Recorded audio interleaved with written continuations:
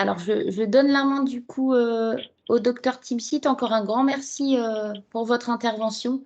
Et vous allez voir, elle répondra aux questions au fur et à mesure. Il y a des questions qui ont été posées lors de l'inscription. Vous allez voir que le diaporama y répond essentiellement. Bonjour à tous, donc moi je suis Laurence Timsit, je suis médecin, je travaille au centre hospitalier de Soissons en tant que médecin coordonnateur des risques associés aux soins et je suis à la stratégie médicale également. Je suis expert visiteur depuis 2010, donc j'ai fait une 50aine de visites et à ce jour j'ai eu à réaliser 7 visites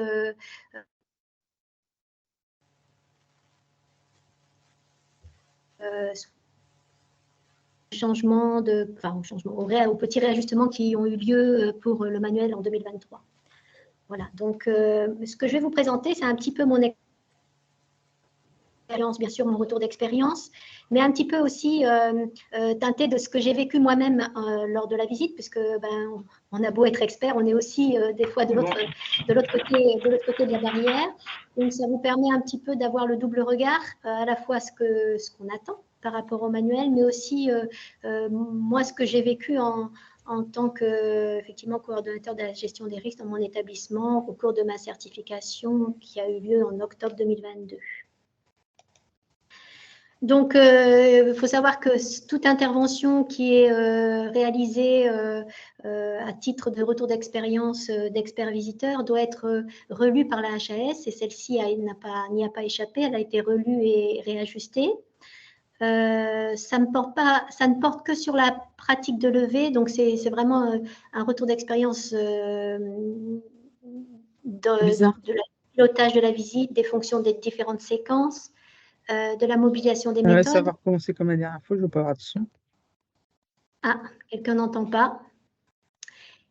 Et il n'y aura pas de justification de telle ou telle exigence du référentiel. On n'est pas là pour juger du manuel. On est là pour faire justement un retour d'expérience par rapport aux attendus qui y figurent. Donc, je ne vois pas toute la diapo là. Okay.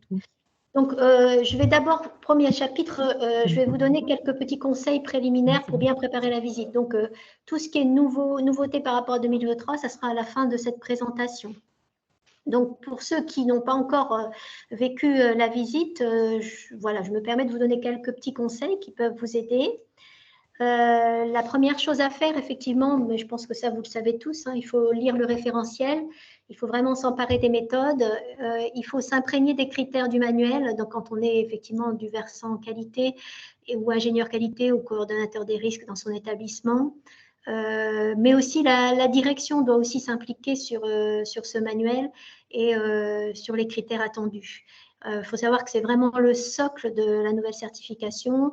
On a à peu près, ça peut aller de 95 à 100, 120, 125 critères selon le périmètre de l'établissement. Donc, il est important qu'on ait déjà, qu'on sache un peu le périmètre de notre établissement. Alors après, bien sûr, vous vous connectez à Calista pour connaître justement ce fameux périmètre d'intervention où vous pourrez voir effectivement tous les critères qui sont applicables à votre établissement. Vous pouvez utiliser les grilles qui sont disponibles pour les établissements. Alors, je vous ai mis le lien qui vous permet effectivement d'avoir les grilles pour pouvoir justement jouer en utilisant jouer, je dis bien faire des audits à blanc en utilisant les grilles sans utiliser finalement Calista. Ensuite, ce qui est très important aussi, c'est de mettre très rapidement les audits d'observation dans les services.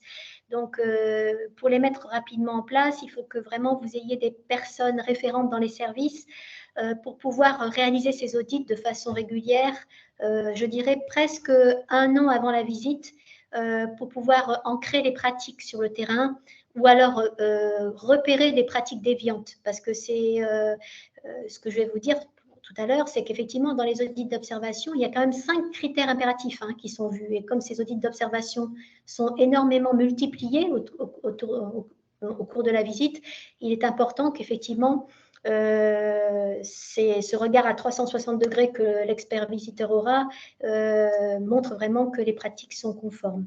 Donc, effectivement, cette audit, ça porte sur l'hygiène, le respect de la confidentialité, la tenue du chariot d'urgence. Là aussi, il y a un gros travail à faire. L'affichage sur les droits là, et la promotion, ça c'est quelque chose souvent qu'on oublie. C'est important qu'effectivement on ait cet affichage qui soit conforme et si possible uniformisé. C'est un gros travail, mais qui nécessite qu'on intègre l'usager et la commission des usagers pour travailler dessus. Ensuite, effectivement, la chose importante aussi, c'est qu'il faut se donner une feuille de route. Donc, la feuille de route, ça doit être très structuré, on doit avoir des objectifs clairs et puis finalement présenter ce rétro-planning en instance pour vraiment savoir où on va et non pas préparer un petit peu de façon éclatée cette certification. D'abord parce que ça structure les équipes et ça leur permet de voir où on en est. Et ensuite, ça structure aussi le management qui a besoin de savoir effectivement les deadlines par rapport à la certification. Bon, c'est conseillé de mener sa propre auto-évaluation en interne. Alors, je sais qu'il y a certains établissements qui l'ont menée de façon en envoyant des questionnaires. Moi, sincèrement, je préfère que ce soit des auto-évaluations. Enfin, je trouve que c'est plus constructif de faire une auto-évaluation en interne en menant les audits tels qu'ils doivent être menés, c'est-à-dire faire des patients traceurs, faire des traceurs ciblés sur le terrain, faire des audits système, entraîner les équipes de management aussi, ne pas les oublier, mener ces audits d'observation, comme je vous l'ai dit, de façon très précoce.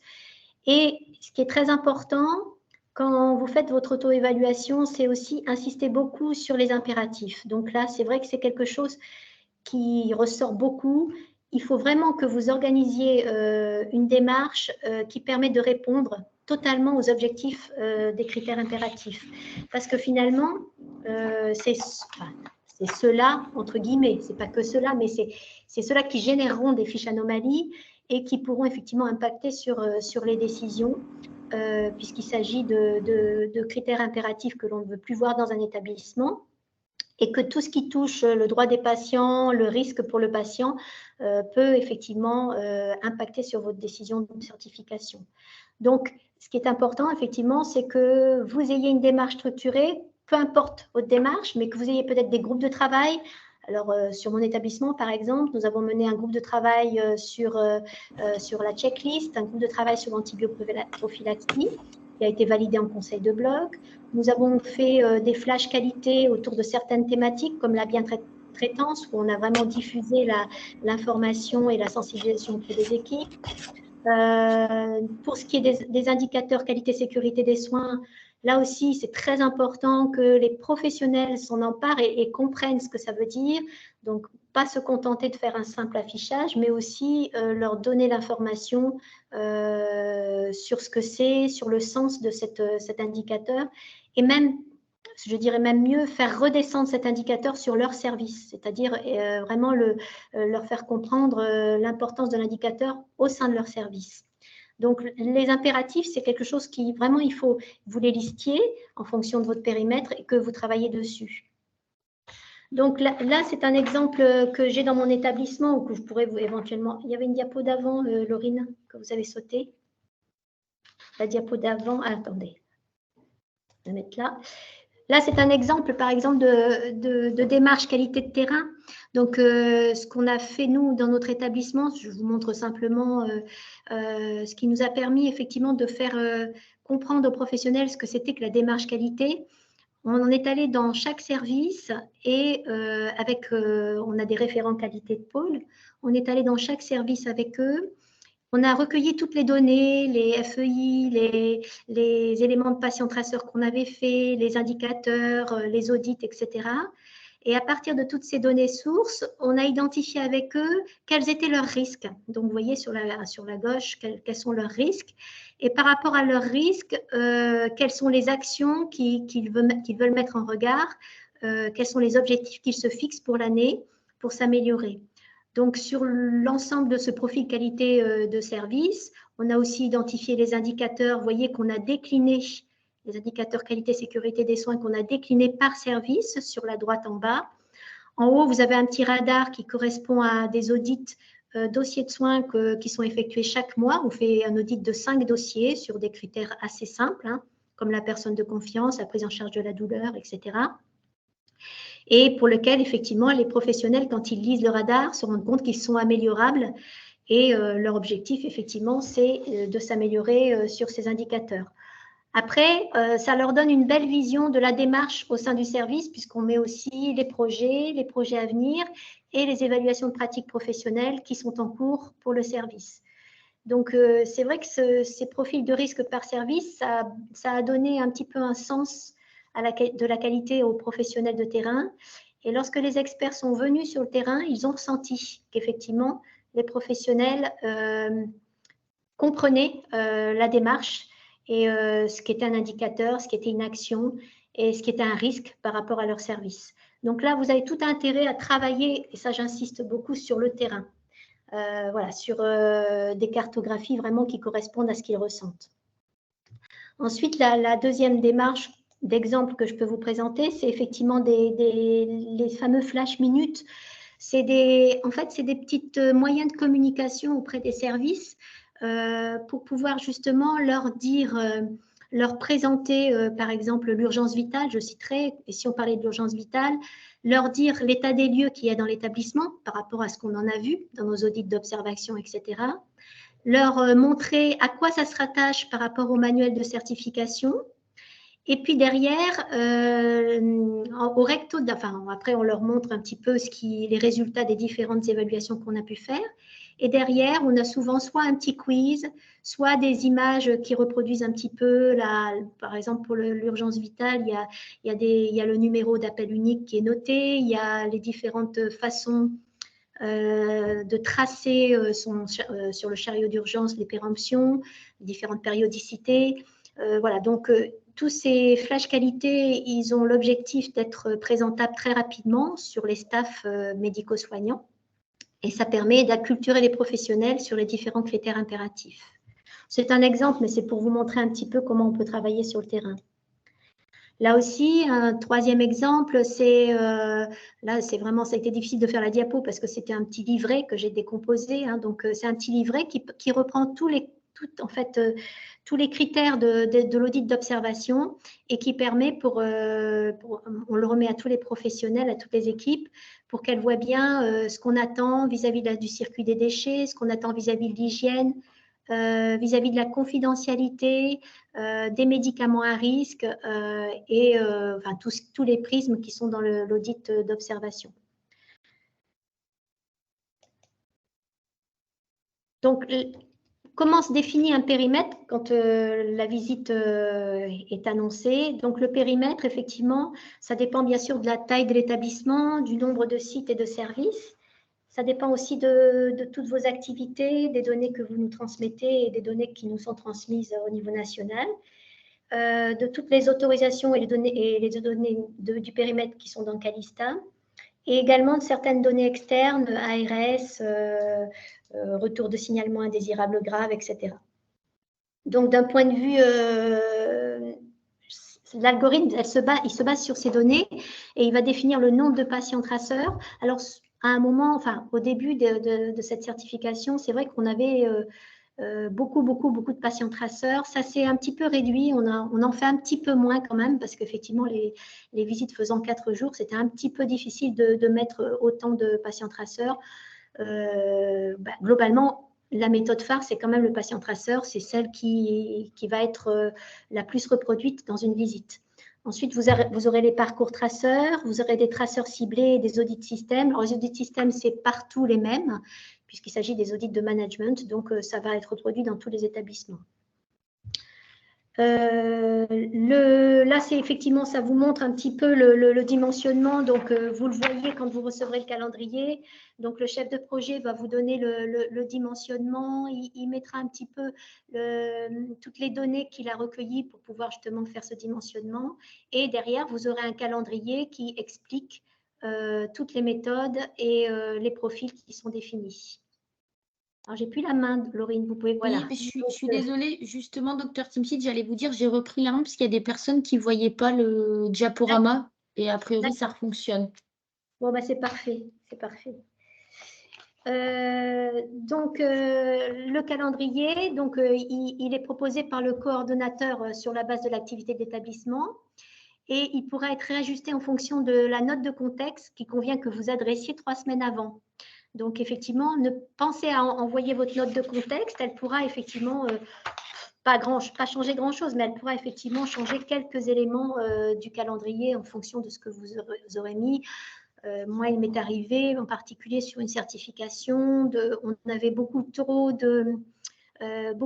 d'investigations menées sur le pôle gériatrie, alors que le pôle gériatrie était en grande difficulté au point de vue effectif et au point de vue suractivité. Donc, on a un petit peu réduit l'investigation au niveau de la gériatrie au vu de la note de contexte.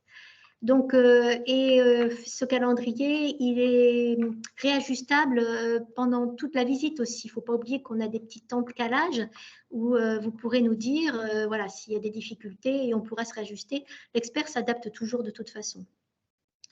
Ce qui est important, c'est qu'effectivement, il faut bien le travailler avant la conférence téléphonique, parce que vous avez une conférence téléphonique 3 semaines avant, pour permettre effectivement de bien voir les professionnels, savoir si les professionnels pourront être présents lors des investigations. Au besoin, vous le réajustez, vous changez un petit peu les horaires, et il ne faut pas hésiter. Nous, on accepte pratiquement toutes les modifications du moment qu'il n'y ait pas des retraits d'investigation. Effectivement, c'est important de pouvoir le réajuster avant. Et il ne faut pas hésiter à faire vos remarques. Par exemple, si vous trouvez qu'il y a un parcours qui est trop complexe et que vous avez des difficultés pour retrouver les dossiers auprès de votre DIM, vous pouvez nous en parler. On modifie le parcours en fonction. Si vous avez, par exemple, vous considérez qu'il y a des patients traceurs qui sont en doublon avec une même équipe, donc ça aussi, ou si vous considérez aussi qu'il y a un créneau d'investigation qui n'est pas adapté par rapport à l'activité, bah, je citerai l'ambulatoire, c'est le plus classique. Hein. Effectivement, si on mène un patient traceur en ambulatoire à 16 heures, on a peu de chances d'avoir du monde. Enfin, en général, le coordonnateur fait en sorte de le mettre le matin, mais si vous trouvez qu'effectivement, il y a une difficulté pour réunir les personnes qui doivent être présentes, il faut nous en faire part. Alors, je ne sais pas comment je peux enlever la petite bande là. Parce que je ne vois pas tout mon diapo. Je ne sais pas. Bon, bref. Donc, la conférence téléphonique. Donc, on va passer à la suivante. Ça, on est où là? Oui. Hop, désolée. Hein, ça... Oui, ça a sauté, d'accord, ça m'étonnait. Oui, ça a sauté. Donc, la conférence téléphonique, c'est une réunion qui est préparatoire, qui permet aux professionnels d'échanger avec le chef de projet et le coordonnateur. Donc, il est très important d'avoir la présence du directeur, du président de CME, mais aussi de la directrice des soins. En dehors du staff qualité qui sera là, bien sûr, il est important qu'on ait les 3 têtes des établissements pour qu'elles entendent bien les éléments et qu'elles puissent effectivement échanger avec nous. Donc, on aura transmis le calendrier et là, on va discuter effectivement de l'ensemble des séquences pendant cette conférence téléphonique. C'est aussi l'occasion de bien définir les attendus. Alors, si vous avez des questions, n'hésitez pas à poser-les pendant cette conférence téléphonique. Et c'est aussi le moment pour argumenter à nouveau la note de contexte que vous avez faite. Alors je marque ne pas hésiter à préparer vos questions parce que souvent on se sent un peu frustré et au bout d'1 heure c'est terminé puis on a oublié de poser sa question. Donc préparez vos questions un petit peu à l'avance, ça vous permet d'être au clair pendant cette conférence. Tout ce qui est logistique, alors donc c'est vrai que l'onglet logistique il a été un petit peu revu, vous verrez dans le calendrier. Donc bon, en matière de salle, de repas, ça ils vous le diront. Prévoir les audits de système en visio. Alors, le minimum possible, je dirais, mais si effectivement vous avez un établissement multisite, si vous avez effectivement un RU qui ne peut pas venir et qui veut absolument venir à la visio, ça peut être organisé. Une chose importante, c'est la vision de l'expert qui a souvent certaines difficultés, c'est qu'il faut vraiment nous dire si les clés USB sont acceptées chez vous. Et si elles ne sont pas acceptées, il faut créer une adresse mail certification pour qu'on puisse effectivement pouvoir vous échanger, vous adresser ou s'adresser nos PowerPoint pour les présenter à l'ouverture et à la restitution. Pour la rencontre des professionnels de nuit, c'est vrai qu'on a possibilité de réaliser ces rencontres en dehors des horaires de travail, 1 heure avant par exemple, mais ce n'est pas une obligation, c'est vous qui voyez, il ne faut pas non plus que ça que ça crée des heures supplémentaires ou autre, c'est vraiment l'établissement qui décide. Alors certains établissements ont des régimes jour-nuit qui sont, enfin, il n'y a pas une équipe de nuit dédiée, donc à ce moment-là, on peut très bien faire cette réunion un petit peu décalée dans l'après-midi. Tout ça, ça dépend, c'est à la conférence téléphonique qu'on en parle. Et pour les rencontres équipes, alors on en reparlera tout à l'heure, hein, il faut, vous savez, les rencontres avec les professionnels, l'entretien pro. Et là, je réponds à une question, hein, l'entretien pro, ce n'est pas qu'une personne qu'on rencontre, hein, lors des entretiens pro, c'est toute une équipe. Il ne faut pas oublier les équipes support, donc tout ce qui est logistique, technique, biomédicale, c'est très intéressant de les mettre autour d'une table pour faire ces entretiens professionnels. On passe.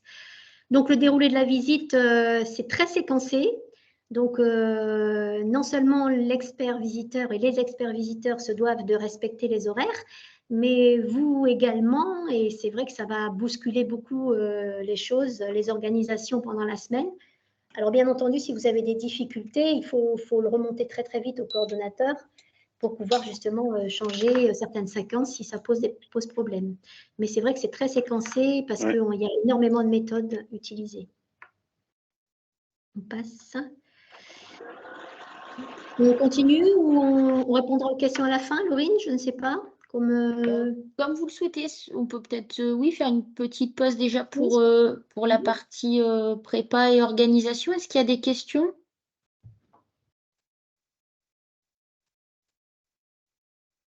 Alors, il y avait une question qui avait été posée, c'est comment l'expert lui-même prépare avant de venir. Il faut savoir qu'on a un travail de préparation très important parce qu'on va relire. Alors, c'est ça qui est important.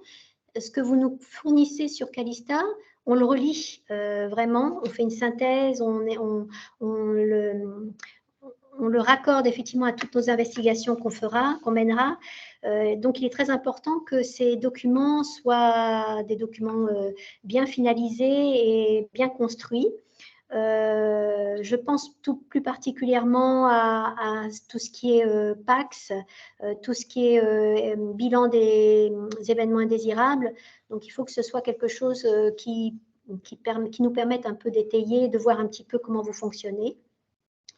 Une autre chose qu'on regarde très souvent en tant qu'expert, c'est le site Internet. Donc, c'est un travail que vous devez faire aussi en amont d'une visite de certification, c'est de bien voir si votre site Internet est bien alimenté. Et puis, on regarde aussi, bien entendu, tout ce qui est sur Caliscope, tous les indicateurs, enfin, ils ne sont pas récents, mais tous les indicateurs que l'on retrouve pour votre établissement. Donc, c'est vraiment cette vision documentaire qui nous permet d'avoir une idée. Mais bien entendu, l'idée, on se la fait surtout pendant la visite. Hein. Alors, je ne sais pas si on continue. Est-ce qu'il y a d'autres questions? Est-ce qu'il y a des questions? Bon, a priori... On continue alors. On continue. Alors, pour le patient traceur, je vais pas vous faire un petit peu la méthode parce que vous la connaissez tous. Hein, donc, simplement vous donner quelques petites choses qui sont importantes.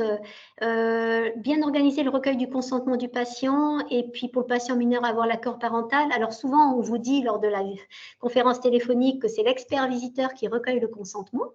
C'est vrai, mais quand même, si vous avertissez vos patients qu'effectivement ils seront peut-être soumis à un entretien, c'est pas plus mal.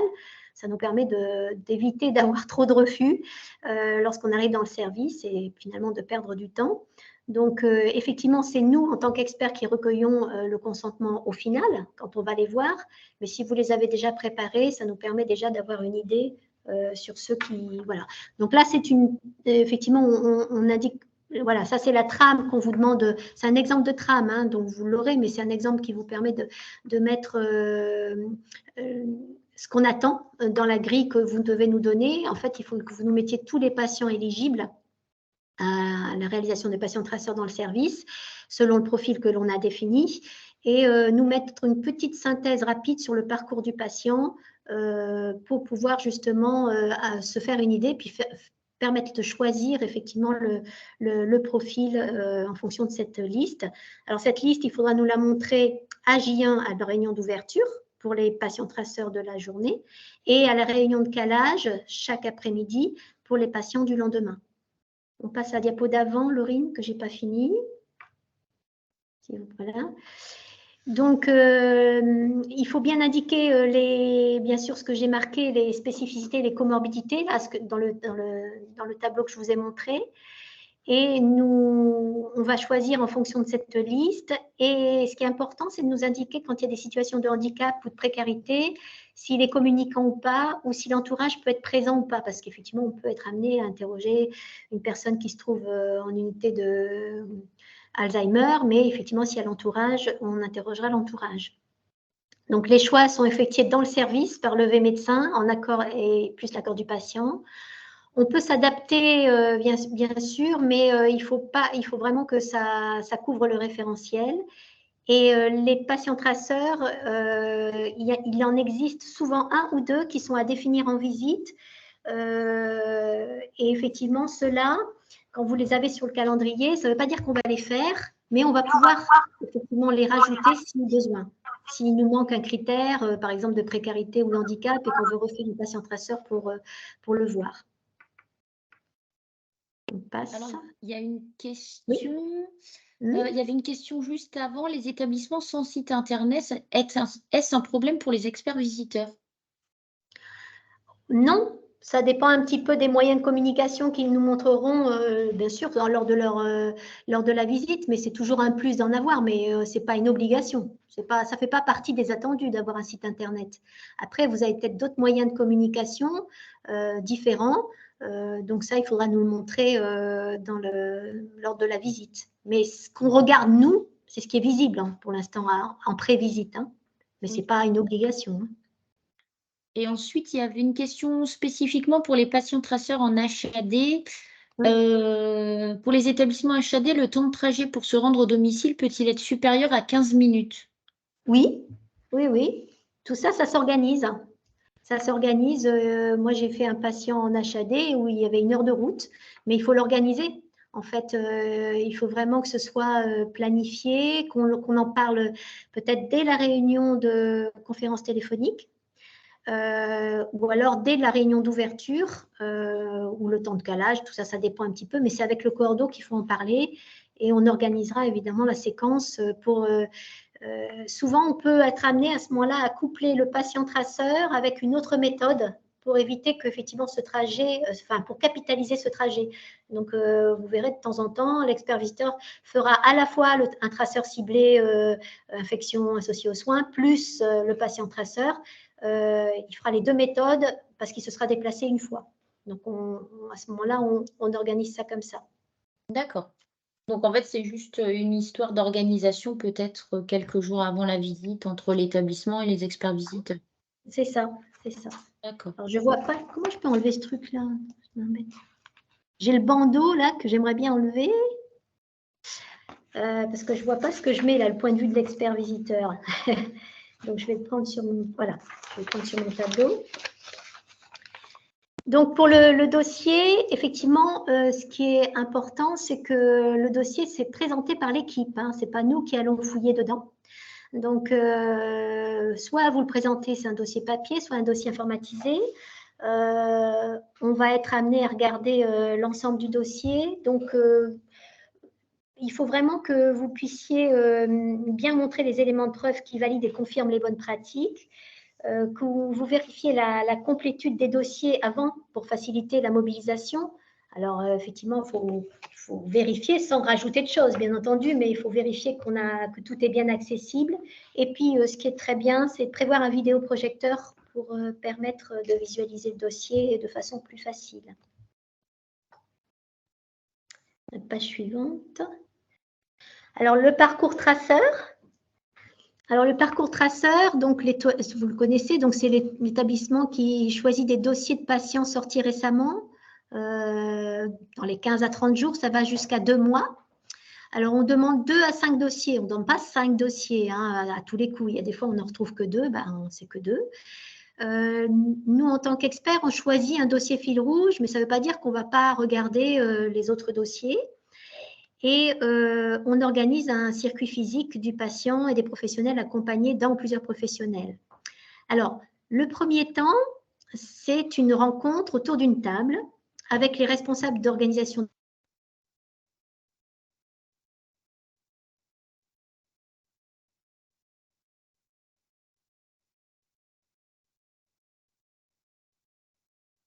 Ça a coupé. Pour permettre la visite terrain. Donc, ce qui est très important, c'est de laisser la place à la visite terrain qui, elle, sera beaucoup plus longue puisqu'elle va reprendre toutes les étapes de la prise en charge lors de ce parcours, hein, des admissions jusqu'à la fin du parcours, où on sera amené à poser des questions beaucoup plus sur la deuxième partie du parcours, qui est l'acculturation des professionnels, mais aussi sur comment ils font au niveau des interfaces pour bien gérer la continuité des soins par rapport au parcours.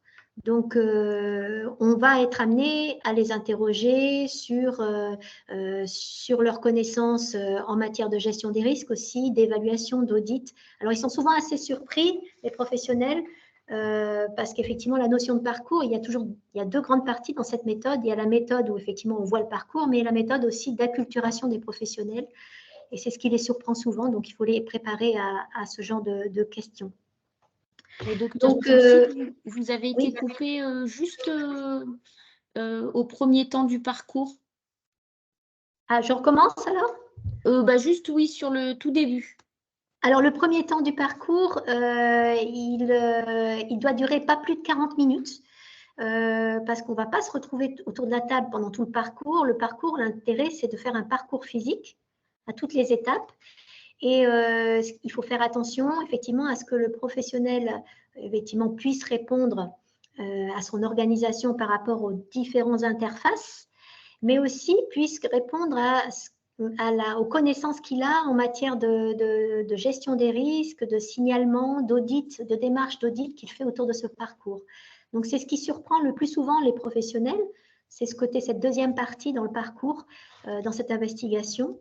Donc, effectivement, c'est à chaque étape, les mêmes questions, enfin, des questions seront posées pour savoir un petit peu les connaissances qu'ont les professionnels vis-à-vis de non seulement du parcours et des interfaces, mais aussi de leur façon de mener une démarche qualité autour de ce parcours.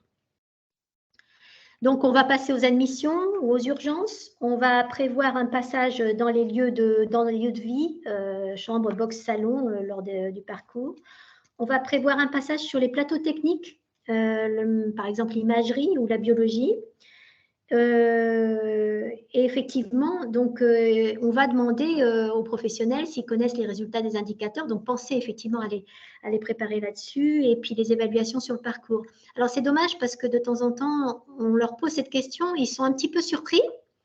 Et en fait, quand on explique un peu mieux ou quand derrière on reprend le questionnement, ils se disent « Ah ben oui, c'est vrai qu'on fait des audits là-dessus », mais ils sont surpris par le questionnement et pas préparés finalement à ce qu'on leur pose cette question.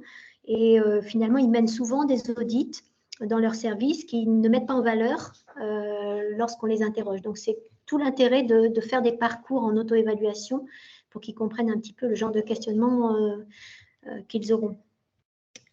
Alors, il y a quelque chose d'important, c'est que l'audit d'observation, je vous ai dit que l'audit d'observation va faire tous les traceurs. Donc, l'audit d'observation pour le parcours, par contre, il est encore plus élargi, c'est une vision encore plus élargie, puisqu'on va se faire une idée par rapport à l'ensemble de ce qu'on va faire en parcours physique. Et en fonction de ce qu'on aura vu, on va mettre oui, non, en fonction de ce qu'on aura vu en matière d'hygiène, en matière de confidentialité, et quelle que soit l'étape. Donc, si à un moment donné, on a trouvé qu'il y a une absence de confidentialité dans un couloir des urgences, par exemple, et que voilà, on va mettre non, parce qu'on aura vu qu'effectivement, lors de ce parcours, lors d'une des étapes, on a vu qu'il y avait une absence de confidentialité.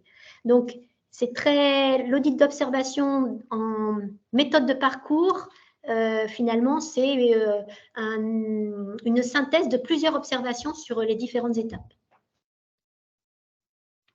On passe au suivant. Il y a deux questions toujours sur l'HAD où les personnes se posent la question de savoir comment se déroule un parcours physique lors d'une certif HAD? Le parcours physique lors d'une certif HAD, en fait, on va faire le parcours au niveau du siège de l'HAD avec le coordonnateur et ensuite on va aller sur le terrain, au domicile. Ça sera assez simple, hein, le parcours sera assez simple. Hein. Donc, c'est un petit peu le même. C'est pour ça que souvent on coupe le parcours et patient-traceur parce que c'est un petit peu le même circuit qui sera fait. Pas les mêmes questions, mais le même circuit. Alors, d'autres questions sur le parcours? Alors, c'est la méthode la plus longue, hein, c'est celle qui peut durer jusqu'à 3 heures. Voilà, autour de différents parcours qui seront prédéfinis. Alors, quand on a des difficultés pour trouver un parcours, ça peut arriver, par exemple, souvent en maternité, on demande un parcours césarienne en urgence et puis le jour J, il n'y a pas, le jour J, enfin le mois d'avant, il n'y a pas eu de césarienne en urgence, donc on peut effectivement s'adapter. Enfin, ça serait un petit peu étonnant qu'on n'en ait pas eu, mais enfin, on s'adapte en fonction des situations ou vous avez tout intérêt à préparer 15 jours avant ou pour les parcours, les dossiers en fonction des profils définis pour bien voir si vous en avez. C'est important de ne pas le préparer trop près de la visite. Alors, du coup, pour les personnes qui posaient la question en HAD, si les patients sont sortis, est-ce que l'évaluation se fera sur les prises en charge actuelles ou du coup, les experts iront au domicile même si le patient est sorti? Alors, c'est justement en fait, on va faire le parcours avec c'est là où on va faire le parcours beaucoup avec les personnes physiques autour de la table, enfin les personnes du siège. Et quand quelqu'un fera le patient traceur, on lui dira, est-ce que tu peux regarder du versant parcours, est-ce que tu peux regarder les éléments, les critères du parcours quand tu iras faire ta visite? C'est juste pour voir l'interface, en fait, hein, physiquement, comment ça se passe. Mais c'est vrai que c'est pas... c'est pendant, enfin, on peut pas déranger, on va pas déranger un patient qui est sorti de l'HAD. On va pas revenir vers lui. On va pas refaire un parcours d'un patient qui est sorti. Donc, effectivement, on va coupler souvent le parcours avec un patient traceur pour pouvoir regrouper les critères qu'on aura vus lorsqu'on aura fait le parcours physique patient traceur. D'accord. Je ne sais pas si je suis claire, mais c'est souvent comme ça qu'on fait, en fait. Ok. Merci. Le traceur ciblé. Alors, vous avez plusieurs traceurs ciblés. Alors, avec la nouvelle certification, le don d'organes a été retiré des traceurs ciblés. Ce qu'il faut savoir globalement, c'est que c'est un peu des portes d'entrée dans l'audit. Toute anomalie observée au cours de l'investigation entraînera une réponse non, même si elle ne concerne pas la cible. Alors, ce qu'il faut savoir, c'est que quand on fait un traceur ciblé, par exemple, le traceur ciblé infection associée aux soins, il vous donne la cible, par exemple, médicament Peros. Mais ça ne veut pas dire qu'on va pas regarder les autres. C'est-à-dire qu'on va regarder les médicaments à risque, on va regarder... donc, c'est vrai que souvent, on fait un focus par rapport à ce qui est mis dans la cible, mais on va aussi revoir l'ensemble des éléments de la grille, si on peut les voir pendant l'investigation. Donc, par exemple, si on fait un traceur ciblé sur les médicaments à risque Peros, si on voit qu'il y a un problème de stockage d'insuline, on va pouvoir le noter aussi. Donc, il faut faire attention. C'est vrai que la cible ne fait pas l'entièreté de l'investigation. On peut aussi mener d'autres critères qui sont dans le traceur ciblé. Pour les traceurs ciblés médicaments ou infections associées aux soins, on a tout intérêt à faire une première rencontre avec ce que j'appelle la gouvernance, mais enfin les responsables. Donc, le premier traceur ciblé médicaments et le premier traceur ciblé IAS, il faut que l'équipe d'hygiène soit là ou le responsable du système de management du médicament soit là pour répondre un petit peu à tout ce qui est démarche institutionnelle, audit et puis conciliation, enfin toutes les démarches qui sont menées de façon institutionnelle par les responsables, donc formation, etc.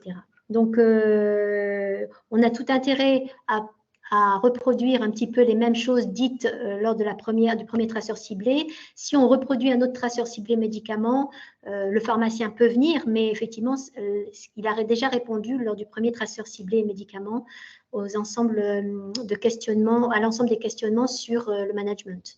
Pareil pour l'équipe opérationnelle d'hygiène. Là, elle aura intérêt à venir à plusieurs, puisqu'il va y avoir quand même plusieurs traceurs ciblés, infections associées aux soins, en particulier quand c'est au bloc. C'est important aussi qu'elle y soit, parce qu'il y a certaines questions qui ne seront pas posées lors des traceurs ciblés qui sont faits dans les services sur les précautions standards et complémentaires, en particulier l'antibioprophylaxie. Voilà. Donc, c'est deux points différents. Et donc là, il faut vraiment qu'au départ, les pharmaciens et équipes d'hygiène soient là et, si possible, les accompagnent à chaque traceur pour pouvoir apporter des réponses complémentaires. Donc là aussi, ce que vous avez à préparer, c'est tous les documents nécessaires à la bonne compréhension du processus. Donc, même si c'est un parcours où on n'est pas autour d'une table, hein, c'est un traceur, on sera à côté vraiment dans le parcours physique. Et puis, les indicateurs fournis, avoir les indicateurs dans le dossier. Souvent, le pharmacien vient avec un petit dossier, puis nous montre un petit peu le pourcentage de conciliation, le nombre de réponses aux interventions pharmaceutiques, etc., les audits réalisés. Ça nous permet d'avoir un échange facilité autour de chaque traceur. Pour le transport, on va suivre le brancardier du point A au point B. Et effectivement, là aussi, je vais dire un petit peu comme le parcours, l'audit d'observation qui ira avec se fera à tous les niveaux. Se fera au point A, pendant le transport et au point B. Donc, c'est un audit aussi à vision élargie de l'ensemble des points d'observation de l'audit.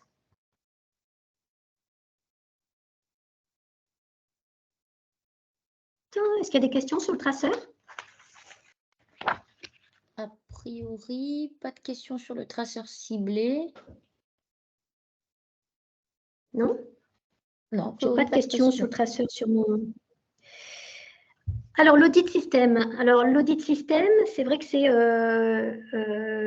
non, il manque une... Il n'y a pas la page d'avant? Vous pouvez me mettre la diapo d'avant, s'il vous plaît. Voilà. Non.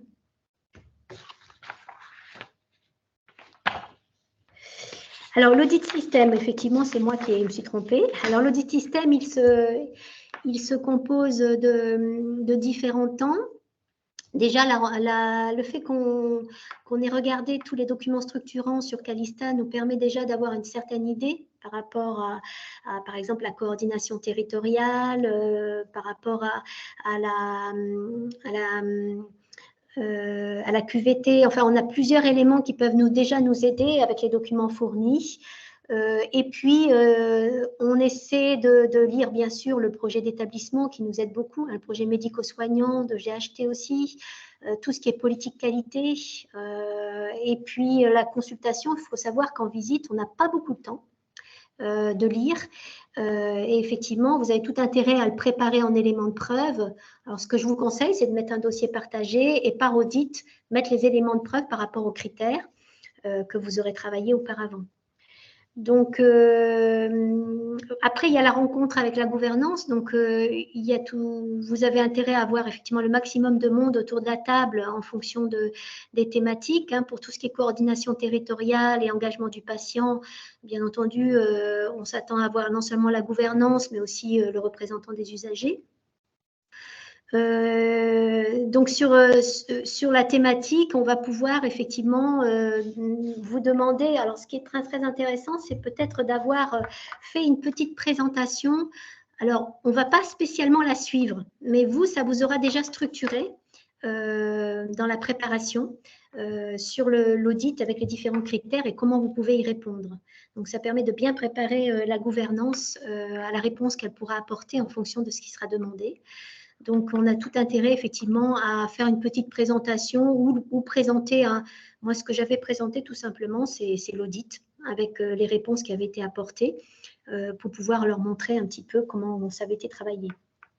Ensuite, ce qu'il faut savoir, c'est que l'audit système, c'est la réponse de la gouvernance.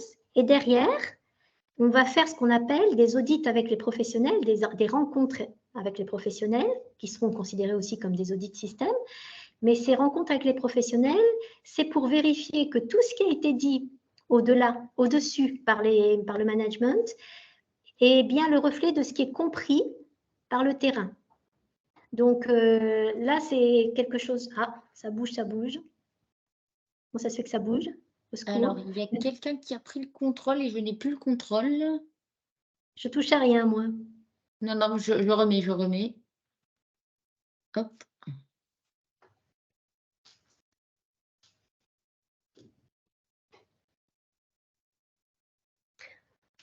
Donc, en attendant que vous remettiez, effectivement, donc, ce qui est important, c'est que le professionnel soit préparé au questionnement. Alors, vous l'avez vu, je pense que vous savez, la grille entretien pro, c'est une liste à la Prévert.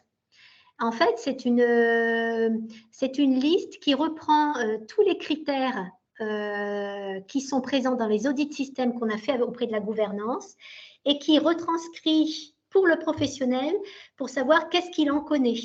Par exemple, je m'explique. Par exemple, lorsque l'on parle de la coordination territoriale avec le management, on s'attend à ce que le professionnel nous explique comment on communique avec la ville, comment on a une convention avec les établissements extérieurs. Donc, on veut savoir si le professionnel connaît cette coordination territoriale à son niveau. Par exemple, le plan blanc, on a interrogé les équipes managériales sur comment elles ont mené le plan blanc. Tout simplement, on va poser la question aux professionnels, qu'est-ce qui se passe en cas de plan blanc? Comment sont-ils contactés? Et est-ce qu'ils savent où se trouve le plan blanc? Est-ce qu'ils connaissent? Est-ce qu'ils ont déjà participé à des exercices? Voilà, donc globalement, on interroge le professionnel pour savoir que ce qui a été dit par le management est bien le reflet de ce qui est compris par le terrain. Donc ça, c'est vrai que les entretiens pro, c'est souvent un exercice de style un petit peu difficile. Moi, je vous conseille fortement de reprendre la grille des entretiens pro et de préparer vos équipes à répondre à ce genre de questionnement, parce que bien souvent, ils sont, comme je vous ai dit pour le parcours, un peu surpris par les questions alors qu'ils ont plein de choses à valoriser et ils n'osent pas. Donc, il faut vraiment leur montrer un petit peu des choses qu'ils connaissent, hein, mais qu'ils n'ont pas la propos de mettre en avant. Et par exemple, tout projet valorisant dans une équipe, il ne faut pas hésiter à les faire présenter lors de ces rencontres avec les professionnels. C'est un moment privilégié pour eux, donc il faut vraiment que ce soit vécu comme tel. Alors, c'est vrai que c'est le seul moment où effectivement les professionnels, on peut les choisir. Dans les autres, par exemple, les professionnels, quand on va sur le parcours, on rencontre au départ, puis ensuite on va voir plein de professionnels. Là, c'est une rencontre pro autour d'une table, point barre. Ça dure 1 heure, 45 minutes à 1 heure. Donc vous pouvez tout à fait constituer un groupe qui vous semble intéressant, qui permet de valoriser vos démarches. Et effectivement, vous avez tout intérêt à faire des groupes dynamiques où les échanges pourront apporter beaucoup de sens dans le questionnement et dans les échanges qu'ils pourront avoir avec les experts visiteurs. Donc, moi, je vous conseille vraiment, quand vous aurez les visites, les rencontres d'équipe dans les calendriers, par exemple, s'ils vous disent on veut rencontrer l'équipe du SSR, d'aller à la rencontre de l'équipe des SSR, de demander qui est volontaire pour faire partie de ce groupe de rencontres, et puis finalement discuter avec eux des éléments qui seront posés comme questions, avec ce qui peut être apporté comme réponse. Donc, c'est un entraînement, certes, mais c'est important de pouvoir le faire et c'est finalement la seule investigation où on peut effectivement travailler sur les différentes questions qui seront posées. Ensuite, le dernier audit, c'est l'audit avec les représentants des usagers. Là aussi, hein, il faut le préparer. Il faut pouvoir rencontrer les usagers, voir bien leur montrer un petit peu les questionnements qu'ils pourront avoir. Ils ont de la documentation pour pouvoir répondre à l'ensemble, donc leur donner toute la documentation, toutes les fiches pédagogiques dont ils auraient besoin. Et puis surtout, leur dire qu'il faut qu'ils valorisent tout ce qui est autour des plaintes et réclamations, des retours de satisfaction, de leur connaissance sur ISATIS, ce qui est traité en CDU, leur projet des usagers, car c'est important qu'ils les fait, qu'ils les construit et qu'ils les signent. Donc voilà, donc tout ça, c'est des éléments qu'il faut préparer à l'avance. On passe à la diapo suivante. Alors, je ne sais pas si j'ai la main. Non, je n'ai plus la main, moi. C'est Laurine. Là, c'est bon. Donc, je vous l'ai dit, hein, donc il faut vraiment préparer les équipes pour les rencontres avec les professionnels, parce que la grille, elle est très dense, et puis elle aborde plein de sujets, les vigilances, les plans de crise, la revue des pertinences, la maltraitance, tous ces points-là, l'éthique maintenant. Il faut préparer les éléments de preuve et les données d'évaluation en lien avec les audits système gouvernance. Ça, je vous l'ai dit. Ça, il faut vraiment que vous mettiez dans un réseau partagé. Donc, on fait souvent, évidemment, avant au départ, c'était effectivement 6 audits avec la gouvernance. Maintenant, on n'en fait plus que 3 réunions et on regroupe souvent leadership et QVT, maîtrise des risques et dynamique, et coordination territoriale et engagement patient. Et puis après, on fait la rencontre usagée, plus 4 à 5 entretiens, plus des entretiens de nuit, des entretiens avec les professionnels de nuit, qu'on va organiser souvent à J2 de la visite. Donc, il faut penser aussi, effectivement, lorsque vous faites l'audit système, je n'ai pas dit, mais effectivement, inviter les experts qui font partie de cette, qui peuvent répondre à certains questionnements. Je pense aux référents SSE dans la maîtrise des risques, pour tout ce qui est plan blanc. Je pense au président du comité d'éthique pour la QVT. Ça, il faut y penser, puisque maintenant, c'est un nouveau critère et il faut pouvoir en parler. Je pense au médecin libéral du CPTS qui a piloté le CPTS de votre région. Ça peut être intéressant de le mettre dans la coordination territoriale. Donc, c'est des éléments qui sont à penser à l'avance avec la gouvernance. Il faut bien positionner les experts dans le domaine. Alors, par exemple, pour la coordination territoriale, j'avais aussi positionné notre coordonnateur de la filière gériatrique, parce qu'effectivement, il y a tout un questionnement sur les admissions les admissions directes des personnes âgées. Donc, voilà, tout ce questionnement, ça permettait de répondre à l'ensemble des questionnements sur ce thème-là. Donc, il faut bien lire tous les critères et se dire, bah, tiens, je verrai bien cette personne autour de la table pour pouvoir répondre. Et c'est beaucoup mieux qu'un élément de preuve papier. C'est bon pour les audits système? Oui. Alors, on a une petite question. Lorsqu'on a plusieurs établissements multisites, combien d'entretiens professionnels seront réalisés? Alors là, je ne peux pas vous dire. Je peux pas vous dire. Ça, en fait, on essaie de toucher un maximum de spécialités, entre guillemets, de secteur SSR, secteur SLD, secteur de chirurgie, secteur de médecine. Je ne peux pas vous dire, ça dépend vraiment de chaque. On va essayer effectivement de mener des entretiens pro dans tous les sites. Voilà, donc ça dépend un petit peu. Le plus que l'on ait fait, par exemple, c'est un CHU que j'ai fait, on a dû mener une quinzaine d'entretiens pro. Une quinzaine d'entretiens pro, mais c'était un CHU multisite, avec 3 sites. Mais on a mené 5 entretiens de nuit. Donc, et une dizaine d'entretiens. Voilà, ça dépend du périmètre. On essaie de vraiment prendre toutes les prises en charge et aussi de toucher quand même tous les sites pour un peu voir l'acculturation des professionnels dans chaque site, si ça transparaît vraiment sur chaque site. Je ne sais pas s'il y a d'autres questions. Oui, il y a une question qui a été posée sur l'HAD, en quoi le critère l'établissement contribue à prévenir les passages évitables des personnes âgées aux urgences. Est-ce que c'est un critère qui est applicable? Je dirais que oui, dans le sens où vous avez quand même à l'HAD, vous devez mener une réflexion sur des admissions directes en cas de transfert de patients, sans que ça passe par les urgences. Donc, ça doit passer par des conventions, ça doit passer par une réflexion avec l'établissement environnant.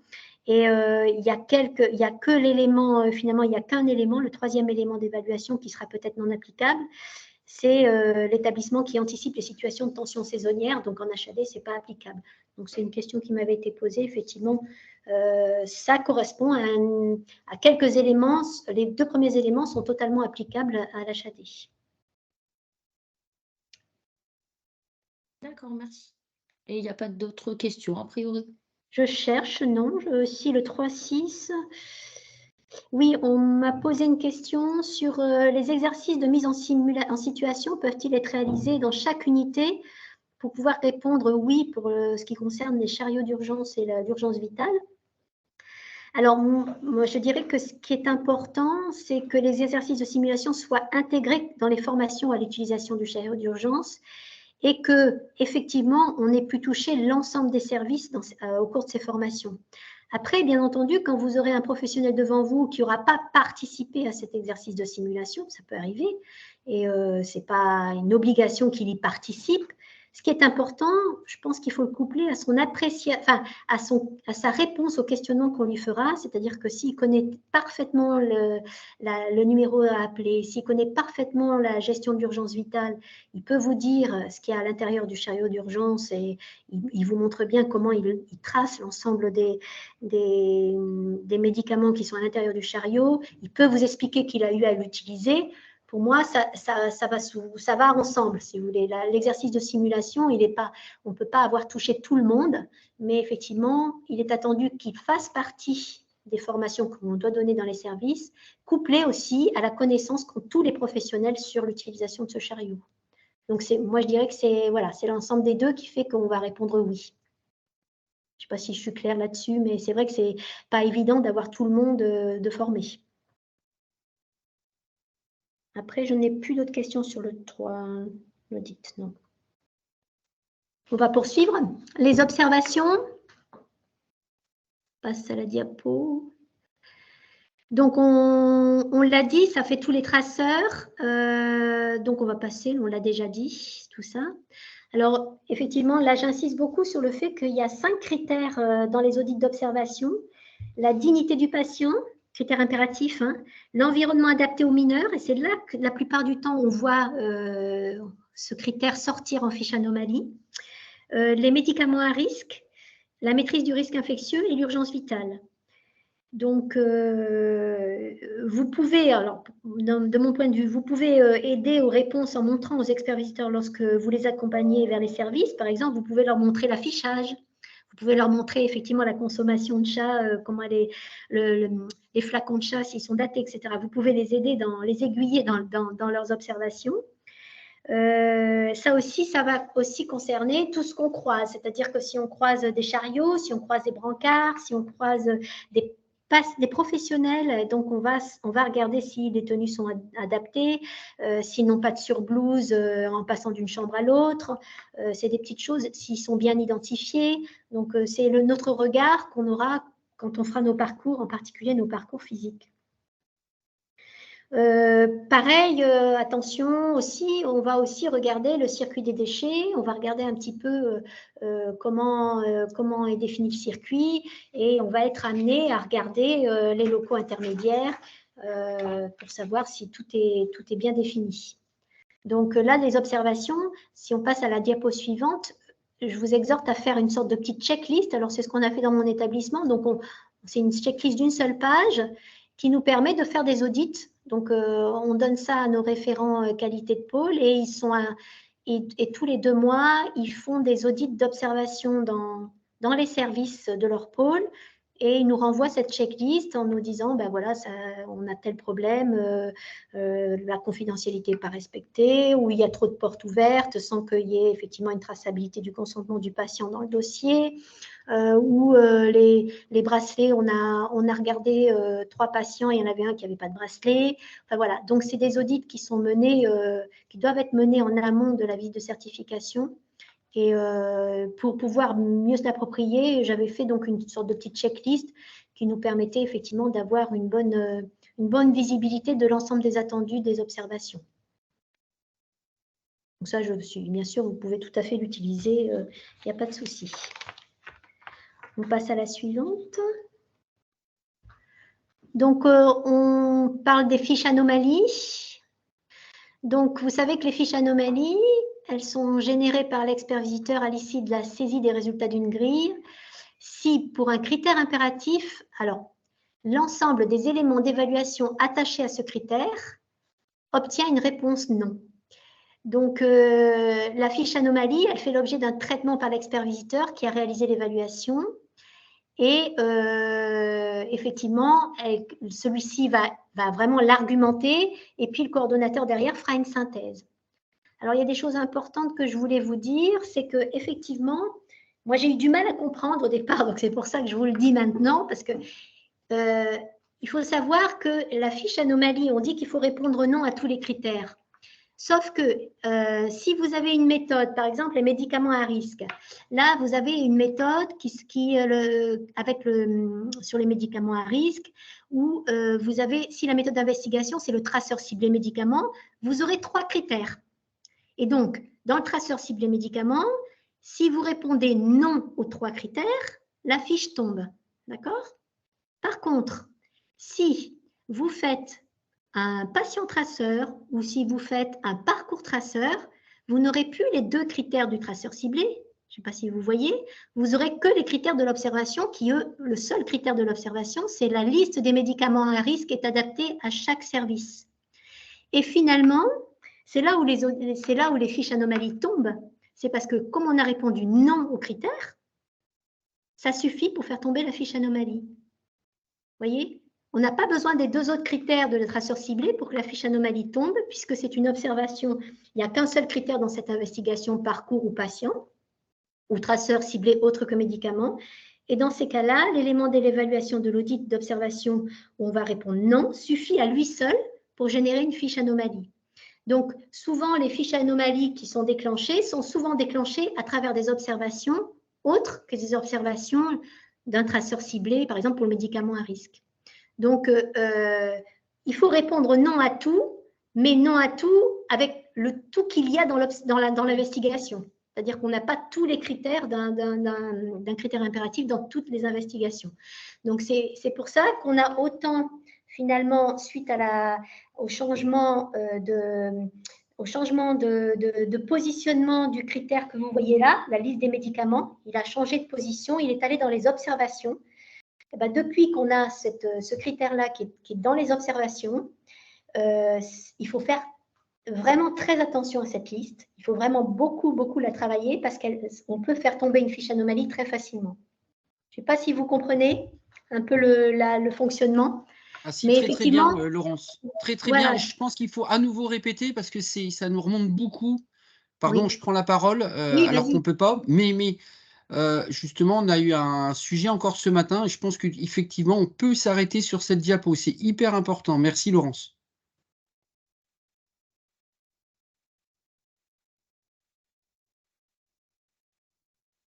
Et du coup, il y a une question. Donc, en fait, pour un critère impératif ou au moins un des éléments d'évaluation est non, cela génère une fiche anomalie.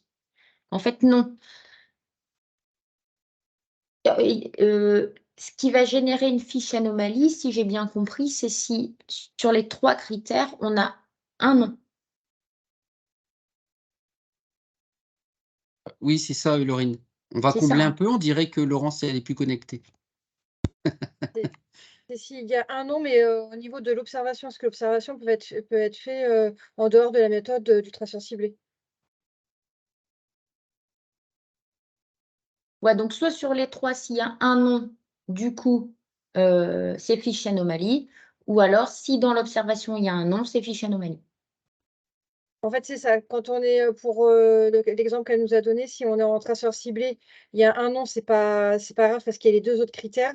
Par contre, si on est, je sais pas, sur patient traceur et que dans le service, il y a pas la fiche, la liste des médicaments, là, ça peut générer une fiche anomalie parce que c'est seulement sur un critère qui a le nom. C'est ça, ouais. Me revoilà, excusez-moi. Hein. Oui, pas de souci.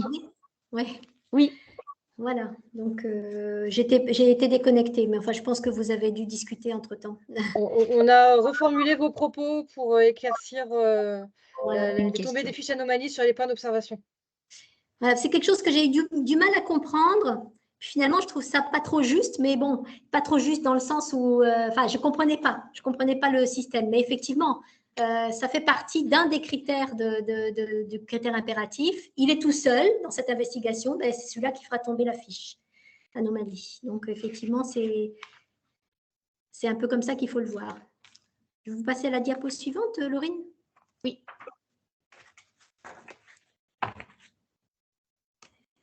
Donc après, effectivement, on va faire toute une analyse. C'est ce qui nous prend le plus de temps, hein, la fiche anomalie. Vraiment, on veut l'argumenter. Donc, ce qui est important, c'est que vous nous fassiez valoir si vous avez connaissance de cette anomalie, si vous étiez conscient que cette anomalie était présente et que vous avez déjà mis des actions qui, certes, n'ont pas abouti complètement, mais qui sont en cours. Est-ce qu'il y a des dispositifs de maîtrise du risque? Est-ce que vous faites des formations, des sensibilisations? Tout ça, ça va pondérer la fiche anomalie. Est-ce que l'établissement a analysé les causes de cette anomalie pour choisir les actions les plus à même d'agir efficacement? Est-ce que d'autres actions sont inscrites dans le programme d'action dans le PAX, en fait, avec un échéancier? Si oui, lesquelles? Donc, tout ça, c'est quelque chose qu'il faut qu'on étudie et qu'on analyse lorsque des fiches anomalies sortent.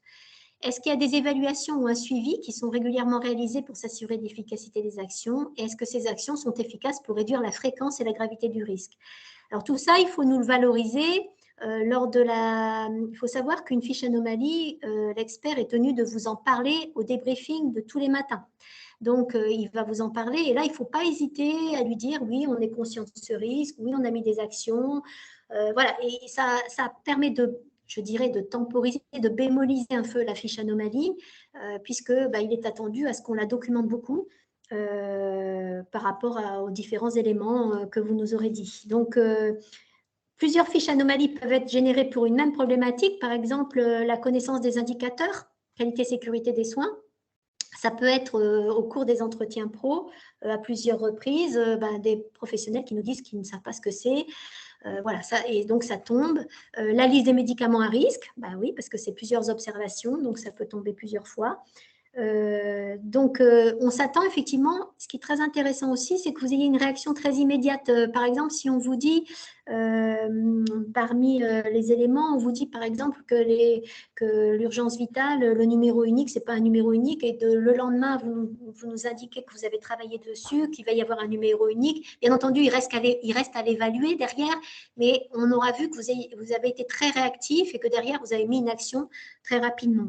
Moi, j'ai un exemple d'un autre établissement qui avait effectivement des fiches d'autorisation parentale qui n'étaient pas co-signées des deux parents. Et donc, dès le lendemain, ils nous ont présenté cette fiche d'autorisation parentale co-signée des deux parents. Bien entendu, j'ai gardé l'anomalie puisqu'elle existe, elle n'est pas encore évaluée et ce n'était pas encore mis en route, mais on a pu saluer effectivement la réactivité de l'établissement qui l'a mis en route dès le lendemain. Voilà, donc c'est des petites choses importantes, c'est des choses importantes à mener en cours de visite. On passe à la diapo suivante. Laurine? Oui, voilà. Donc, effectivement, la fiche anomalie, alors ce qu'il faut dire souvent, alors, il y a quelque chose d'assez particulier, c'est que la fiche anomalie, quand vous la voyez sur vos diapos, vous êtes en panique, vous dites ça y est, on n'est pas certifié. Or, pas du tout. On peut avoir même une fiche anomalie et être très haute qualité de soins, n'est-ce pas, Cédric? Donc, avoir une fiche anomalie ne veut pas dire va certainement faire décider, du niveau de certification, mais il y a des fiches anomalies quand elles n'ont pas d'impact. Alors, vous voyez en vert ce qui est noté. Ce n'est pas lié aux fiches anomalies telles qu'on les entend, mais surtout, lorsque le collège se réunira, il verra si effectivement il y a des critères qui impactent la sécurité de façon directe du patient. Par exemple, le circuit du médicament, l'isolement en psy, la dignité, ça vous pouvez être sûr, ce n'est pas une fiche anomalie à impact léger. Ce sera une fiche anomalie qui automatiquement va engager une réflexion sur le niveau de certification. Par contre, je vais vous citer par exemple celle à laquelle je pensais, c'est la connaissance des indicateurs qualité-sécurité des soins. Si vous avez rencontré 15-20 professionnels, 15-20 équipes de professionnels en entretien professionnel et qu'il y a une équipe de nuit qui a dit qu'elle ne connaissait que peu les indicateurs qualité-sécurité des soins, ça n'a pas de réel impact au niveau du patient lui-même et on peut considérer que cette fiche anomalie a un impact léger et donc ne va pas, l'HAS peut décider de la classer sans suite. C'est une situation qui n'est pas grave, qui est isolée et qui n'est pas pérenne. Donc, c'est vraiment des situations qui sont vues en fonction de la gravité. Par contre, effectivement, si vous avez une fiche anomalie sur la dignité, sur le circuit des médicaments, sur l'hygiène, il est fort probable que vous soyez impacté, soit modérément, soit plus gravement si ça se multiplie. Et c'est aussi non seulement les fiches anomalies, mais ce qui est à l'intérieur de la synthèse que fera le coordonnateur qui va aussi impacter sur cette décision. Donc, on n'est plus à se dire comme avant, c'est-à-dire on n'est plus à relier score, fiche anomalie, c'est vraiment un ensemble qui fait que la décision sera prise sur le niveau de certification. Il y a des établissements qui ont été très surpris de certains niveaux de décision et je pense que maintenant ça commence à rentrer un petit peu plus, mais au départ c'était assez surprenant, on pouvait avoir un score à 90% par exemple, et puis avoir effectivement une décision conditionnelle. Donc, il faut vraiment impacter ça avec les fiches anomalies, le score et aussi ce qu'il y a à l'intérieur de la synthèse. Tu voulais dire quelque chose, Cédric? Vas-y. Cédric, tu voulais pas parler? Il me semblait. Non, c'est parfait, pardon. Je cherchais le micro. Non, c'est très clair. Bon. Est-ce que vous avez des questions sur les fiches anomalies? Je vois qu'il y a plein de questions, peut-être. Allez-y. Oui, il y a une question. Alors, attendez, je reprends. Alors, si nous apportons les preuves pendant la visite démontrant la maîtrise de la fiche anomalie constatée, cette fiche est-elle maintenue tout de même dans le rapport? Oui. Oui, parce qu'on considère, mais par contre, elle sera très pondérée puisque vous avez apporté les preuves et donc le collage en tiendra compte. Mais c'est une photo à l'instant T. On ne peut pas se permettre de dire que c'est maîtrisé puisque qui dit maîtrise en qualité dit réévaluation derrière. Vous ne pouvez pas dire que c'est maîtrisé en une journée. Ce n'est pas possible. Il faut vraiment que, effectivement, derrière, il y ait une évaluation.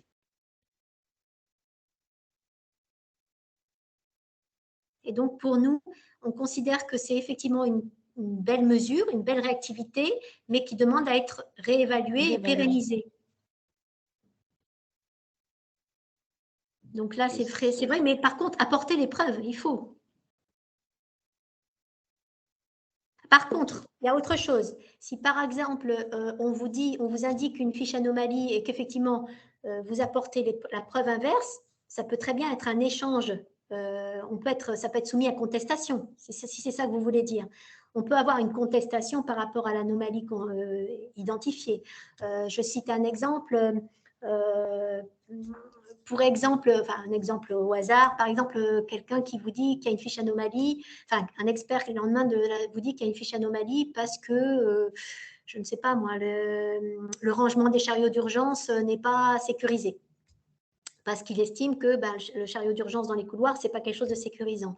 Si vous démontrez que votre réflexion, c'était une réflexion bénéfice-risque vis-à-vis de l'accessibilité de ce chariot d'urgence et que par conséquent, vous avez décidé de le mettre dans le couloir en ayant fait cette réflexion bénéfice-risque, en étant conscient de la sécurisation du chariot à avoir, c'est-à-dire en indiquant que vous retournez le chariot, que vous le recouvrez d'un drap et que vous mettez effectivement le scellage est vérifié tous les jours, finalement, la fiche anomalie n'a pas de sens. Donc, elle a été faite, elle peut être à ce moment-là annulée. Mais c'est assez rare quand même. C'est assez rare que le constat, en général, la fiche anomalie, elle ne tombe pas comme ça. Donc, c'est vraiment une réflexion du soir entre les différents experts qui fait que la fiche anomalie tombe. Donc, c'est rare qu'on se retrouve avec des éléments comme ça. Mais ça peut arriver. Ça peut arriver. Super, merci. A priori, pas d'autres questions. D'accord. Alors, la suivante, la restitution. On passe. Bon, la restitution, donc vous verrez, il y aura des radars où on mettra effectivement les éléments qui sont en point positif et les éléments, on va aller assez vite là-dessus parce que je voudrais vous parler surtout de la nouvelle, des nouveaux critères. Donc ça, vous verrez, ça sera présenté comme ça et on vous montrera effectivement les éléments, les résultats par objectif qui apparaîtront par des codes couleurs.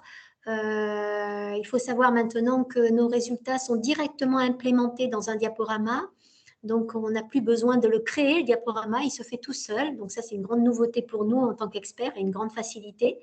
Donc, en fonction de quand on valide nos grilles, ça retombe directement. Donc, on ne peut pas faire d'erreur puisque ça tombe directement sur un diaporama clé en main. Donc, le slide vous permettra de voir si vous êtes en orange, etc., si vous répondez aux attendus par objectif. Ensuite, quand on continue, on voit effectivement après, on fait tout un focus sur les critères impératifs. Alors, vous aurez des critères impératifs, vous serez non applicables chez vous, bien entendu, tout ce qui est psy, tout ce qui est maternité dans un SSR, c'est évident que ce ne sera pas du tout vu. Donc, on mettra non applicable pour certains. Et puis, là, effectivement, ce qu'on voit, par exemple, il y en a un, 67%, l'établissement lutte contre la maltraitance ordinaire en son sein. Donc, effectivement, il y a certainement une fiche anomalie derrière qui est tombée, enfin, il ne faut pas que je dise tomber, mais qui a été générée. Et qui effectivement pondère un petit peu ce critère impératif. Alors, les critères avancés, donc les critères avancés, ce sont des critères qui sont des exigences de demain, sur lesquels la HAS souhaite faire levier dès aujourd'hui. Donc, il n'est pas attendu à ce qu'il soit présent ce jour, mais à ce titre d'ailleurs, les critères avancés, les résultats n'entrent pas du tout dans le calcul. Alors, ils rentrent uniquement dans le calcul si l'établissement obtient la mention. D'accord, on rajoute effectivement, c'est un élément supplémentaire pour mettre la mention. Alors, il est attendu qu'il y ait un projet de naissance, il est attendu éventuellement, mais ça veut dire que normalement, dans la synthèse du cordeau, il n'a pas à dire que c'est un point négatif. D'accord, c'est juste un critère avancé s'il existe. Tout ce qui est effectivement sécurité, la conciliation médicamenteuse, la mobilisation de l'expertise du patient, les démarches d'amélioration de travail en équipe, et puis enfin l'accréditation des médecins et des équipes médicales qui est non applicable dans les secteurs qui n'ont pas de spécialité à risque avec des organismes agréés qui accréditent, hein, je dis bien. Ça, c'est important. En SSR, vous n'avez pas, ce critère n'est pas applicable, hein, d'accord ? C'est applicable en chirurgie, obstétrique, tous les secteurs où il y a des organismes agréés qui accréditent les médecins. Donc, la décision de la HAS, elle se fait avec le rapport de visite des experts, avec les observations de l'établissement. Et bien entendu, tout ce qu'on vous dit en réunion de restitution, ça ne préjuge absolument pas de la décision et on vous demande souvent, tout le temps, de ne pas communiquer avant d'avoir la vraie décision du collège qui vient 4 mois plus tard environ. On passe à la suivante. Donc, la HAS, elle va faire une analyse des résultats, une synthèse par chapitre. Elle va regarder bien les synthèses du coordonnateur. Elle va regarder les éventuelles fiches anomalies, des critères impératifs.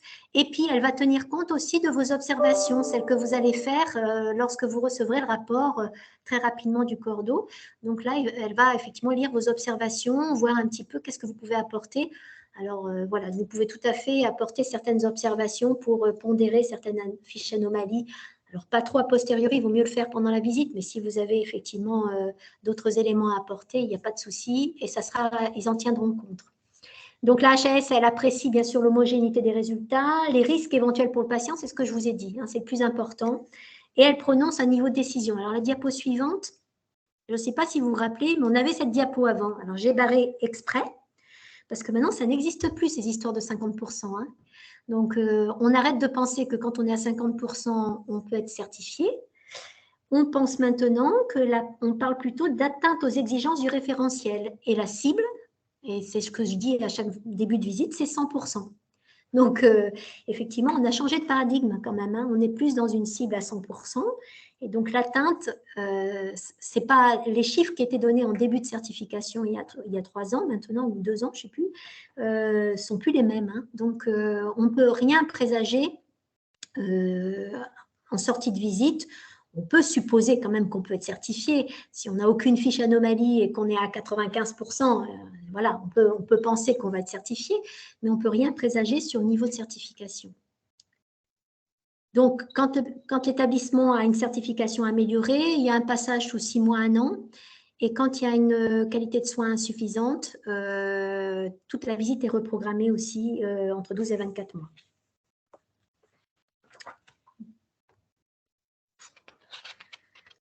Est-ce que vous avez des questions? Alors, attendez. La liste des médicaments à risque au bloc. Alors, la liste des médicaments à risque, oui, ça c'est une des questions intéressantes, c'est que en fait, c'est la nouvelle certification qui dit qu'il faut qu'elle soit adaptée à chaque service.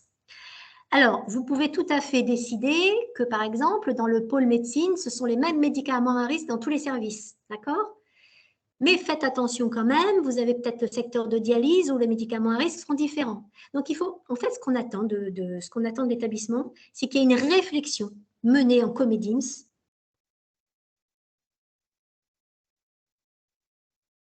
C'est à vous de dire et d'argumenter pourquoi vous décidez que cette liste des médicaments à risque doit être la même dans certains secteurs. Elle peut être la même dans certains secteurs, elle ne doit pas être différente à chaque fois. Ce qu'il faut savoir, c'est si vous avez une démarche, de l'adapter. Et c'est ça qui est important. On attend aussi, par exemple, qu'en chirurgie, elle soit différente. On attend bien sûr qu'en pédiatrie, elle soit totalement différente. Voilà, donc c'est un peu ça qu'on attend au bloc aussi. Elle doit être différente, elle doit être pensée différemment en fonction des médicaments que vous avez dans le secteur. Alors, il y a certains établissements qui ont trouvé la parade, c'est-à-dire qu'ils ont gardé une liste assez harmonisée, enfin la même liste pour tous, et ils ont mis en surbrillance les médicaments qui correspondaient, vraiment en surbrillance, qui apparaît très très bien sur la liste, les médicaments qui correspondent au service concerné. Ça peut s'entendre comme ça, si c'est quelque chose décidé en COMEDIMS, pourquoi pas. Tout ça, c'est en fonction de la réflexion que la pharmacienne va mener autour de cette adaptation de la liste. Alors, qu'est-ce qu'il y a comme autre question? Ensuite, est-ce qu'en tant qu'expert visiteur, vous avez des consignes particulières pour les visites de suivi, lors des visites sous condition? Alors, je vais être honnête avec vous, j'en ai fait aucune encore. Donc, je n'ai pas de consigne particulière. Je pense qu'on doit mener de la même façon la visite, en faisant vraiment un peu plus de focus sur les éléments, parce qu'on va bien entendu regarder le rapport et la synthèse du cordeau de la fois d'avant. Et on fera un particulier un peu plus un focus sur les éléments qui ont été vus en écart lors de la précédente visite. Mais on se doit de faire l'ensemble de la visite. Hein. Tout le périmètre va être vu. Ce n'est pas comme avant où on faisait juste on faisait un focus sur ce qui n'allait pas. On refait une visite complète, hein, mais on fait un focus bien sûr plus important s'il s'agit de... C'est pour vous prévenir que je fasse ça. Ouais, mais je vais partir.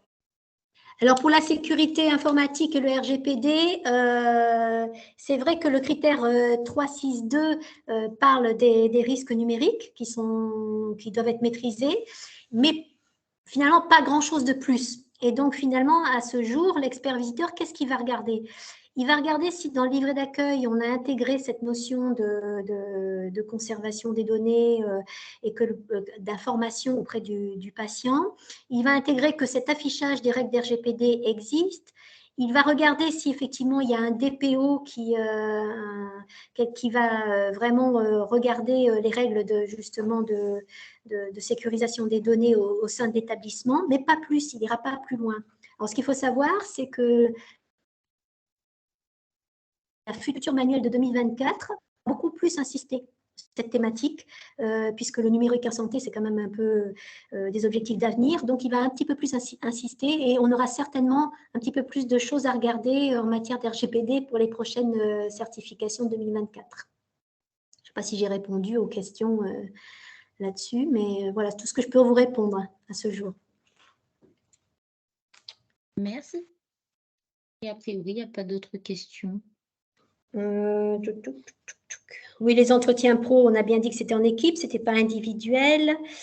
La non-applicabilité, toujours en HAD, on m'a demandé si le critère 1.3.3, qui est la présence des proches, était applicable. Bien oui, il est applicable parce qu'en fait, on s'attend à ce que la présence des proches en HAD, on s'attend non seulement à ce qu'effectivement il soit présent, mais on va poser aussi la question au proche s'il a reçu les informations ad hoc pour pouvoir prendre en charge son proche. Donc, c'est un critère dont on va tenir compte, ça ne sera pas un critère non applicable. Ensuite, le deuxième critère que vous me citez pour l'HAD, c'est les équipes se coordonnent dans le cas où le patient n'a pas été orienté dans l'unité adaptée faute de disponibilité. Bien entendu, non, puisqu'on ne fait pas d'hébergement en HAD, donc là, c'est non applicable. Le 2.2.8 sera non applicable. Le 2.3.13, les équipes maîtrisent le risque infectieux lié au circuit des dispositifs médicaux réutilisables. Alors, c'est une vaste question, parce que effectivement, ça a été un grand sujet de discussion entre experts. Le 2.3.13, est-ce que c'est que l'endoscopie ou est-ce que c'est pas que l'endoscopie? C'est la question qu'on se pose souvent entre experts. Alors, pour ma part, j'estime que les produits, les médicaments, le matériel, le dispositif médicaux réutilisable, il y en a dans les services. Tout ce qui est pinces, ciseaux, clans, sont des matériaux qu'on doit désinfecter sous des normes particulières. Il faut qu'on soit formé, il faut qu'on ait une procédure. Et effectivement, on a 2 éléments d'investigation qui peuvent être applicables, même si on n'est pas dans un secteur d'endoscopie. C'est comment les professionnels stockent ce matériel et le désinfectent et comment ils sont formés, est-ce qu'ils sont formés à cette désinfection. Donc, il y a 2 éléments qui peuvent être considérés comme applicables pour les services. Et voilà, donc là, c'est les sujets que vous m'aviez demandé pour l'HAD. Hein. Après, on a répondu pour les urgences, pour les personnes âgées et les urgences générales. Alors, Cédric a levé la main. Vas-y, Cédric. Oui, merci Laurence. 2.2.8, moi j'ai dit applicable et je l'avais vécu comme applicable en HAD dans mon établissement. Alors, comment dis-moi alors? Parce que moi, je ne l'aurais pas mis en applicable. Ah d'accord, ok. Bah, en fait, en termes mais c'est fort intéressant. En termes d'orientation, en fait, des fois, il y a des défauts d'orientation d'amont ou d'aval sur l'HAD, soit parce que le patient ne doit pas le garder en HAD, ou soit parce que et que c'est fini, hein, en fait, on a une fin de split, ou soit parce que derrière, il n'aurait jamais dû aller en HAD. Et donc, l'équipe, en attendant de trouver une solution, le conserve. Ah oui, alors c'est un défaut d'orientation. Alors, ce n'est pas un hébergement mal… D'accord. C'est ça. Et effectivement, l'équipe se coordonne en attendant de trouver une solution, une réévaluation médicale. Donc, moi, je l'avais eu comme ça. Et on avait eu un tirage au sort comme ça dans le parcours. Ah oui, bon, écoutez, bah, moi, je l'ai dit avec mon bon sens, mais peut-être que ce n'est pas le bon sens. Je n'ai pas fait l'HAD, mais effectivement, je l'entends. Ça peut être entendu comme ça. Moi, je l'entendais comme quelqu'un qui était hébergé de façon… Alors, en HAD, je ne voyais pas comment il pouvait être hébergé de façon inadaptée, quoi. Donc, c'est pour ça. Mais effectivement, si c'est la coordination qu'on a par rapport à une mauvaise orientation, ça s'entend comme ça, oui. Ça peut. Et moi, je l'ai eu notamment dans le cadre d'une fin de vie, en fait, où du coup, cette personne a dû être réhospitalisée, en fait. D'accord. Donc, ça voudrait dire qu'effectivement, la commission d'admission n'a pas joué son rôle au départ. Pour une interrogation, après, voilà. Oui, c'est ça, d'accord. OK. Moi, c'est intéressant. Moi, je le note. Hein. Pour moi, on apprend toujours aussi. Hein. De toute façon, il y a toujours des discussions autour de certains critères. Hein. Et après, autre information, il y a notamment le docteur de Cohen aussi, que tu connais bien, un expert visiteur, il disait qu'en fait, il fallait éviter toujours de mettre inapproprié ou non applicable parce que ça pouvait, un peu des fois, certains coordonnateurs peuvent être susceptibles là-dessus. Et que l'établissement voudrait masquer en fait quelques critères pour dire oui, mais non, c'est pas applicable chez nous, donc n'allez pas voir, quoi. Ah ben là, pour éviter d'avoir une image un peu comme ça aussi. Ah ben là, je suis tout à fait d'accord avec toi. Effectivement, le non applicable, il faut l'éviter au maximum. Hein. Donc ça, je suis tout à fait d'accord. Et d'ailleurs, en tant que coordonnateur, la première chose que je dis à l'équipe, c'est que je leur donne déjà les critères que j'accepte en tant que non applicables au départ. Par exemple, l'accréditation des médecins. Enfin, il y a tout un tableau qui est dans le manuel qui indique les critères non applicables. Donc, il faut les regarder. Et effectivement, il y a des choses qu'on accepte en non applicables. Mais effectivement, il ne faut pas les multiplier parce qu'après, on se retrouve avec des critères en moins. Et je suis tout à fait d'accord avec M. De Cohen là-dessus. On va poursuivre. Est-ce que vous avez d'autres questions? Médicale, des précautions complémentaires en hygiène. Alors, il y a une question sur les précautions complémentaires en hygiène. Si la procédure valide le fait, je ne vois pas de reste. Affichez plus. Pouvoir mettre en place sans prescription médicale. Alors, normalement, les précautions complémentaires, c'est sous prescription médicale. Il faut qu'on voit tracer dans les observations, au moins dans les observations médicales, qu'elles sont prescrites. Mais si vous avez un protocole qui l'indique, pourquoi pas? Mais il faut vraiment que ce soit signé du médecin hygiéniste, voilà, un protocole qui valide qu'effectivement, qu'on peut mettre ces précautions complémentaires. Alors, ça m'embête qu'il n'y ait pas quand même une traçabilité médicale de cette mise en isolement. Théoriquement, il faudrait, ça fait partie d'ailleurs des indicateurs qualité-sécurité des soins, il faut qu'il y ait une prescription tracée dans le dossier. Après, la trace de l'information du patient et la trace de la mise en isolement par les paramédicaux. Donc, voilà, je pense qu'il faut quand même qu'il y ait une trace dans le dossier, dans les observations médicales de cette prescription, de cette mise en isolement. Tout au moins dans les conduites à tenir des observations médicales. Alors, la certification 2023, alors qu'est-ce qui va changer? Donc, on maintient, il n'y a pas de critères en plus impératifs et il y a un nouveau critère standard, l'éthique. Donc, c'est applicable depuis le 1er janvier 2023. Donc, les évolutions, donc c'est l'éthique qui a été rajoutée, le 3404, on va en parler.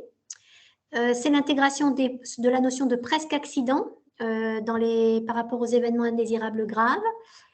C'est le renforcement de l'implication des usagers. Alors maintenant, on n'attend plus à ce qu'on ne pose plus la question, c'est plus optionnel qui est le projet des usagers, il faut que ce soit écrit, formalisé. Et j'insiste sur le fait que ce soit formalisé et connu. J'ai connu un établissement où j'ai interrogé l'usager qui m'a dit « je ne sais pas, projet des usagers, je ne sais pas ». Et quand le lendemain, on a mis ça en point d'écart, l'équipe de management nous a dit « ah, mais il existe, regardez, il est signé ». Effectivement, on a vu un magnifique projet des usagers, mais pas signé des usagers. Donc, c'est un petit peu gênant. Voilà, donc effectivement, il faut que ce soit un projet qui soit d'abord signé par les usagers, validé en commission des usagers et ensuite validé dans les autres instances et pourquoi pas faisant intégrer au projet d'établissement. Ensuite, effectivement, il y a tout ce qui est promotion de la bientraitance qui a été un petit peu modifié parce qu'on ne parle plus de maltraitance ordinaire. On parle de maltraitance et tout ce qui est repérage, on va en parler, de la maltraitance.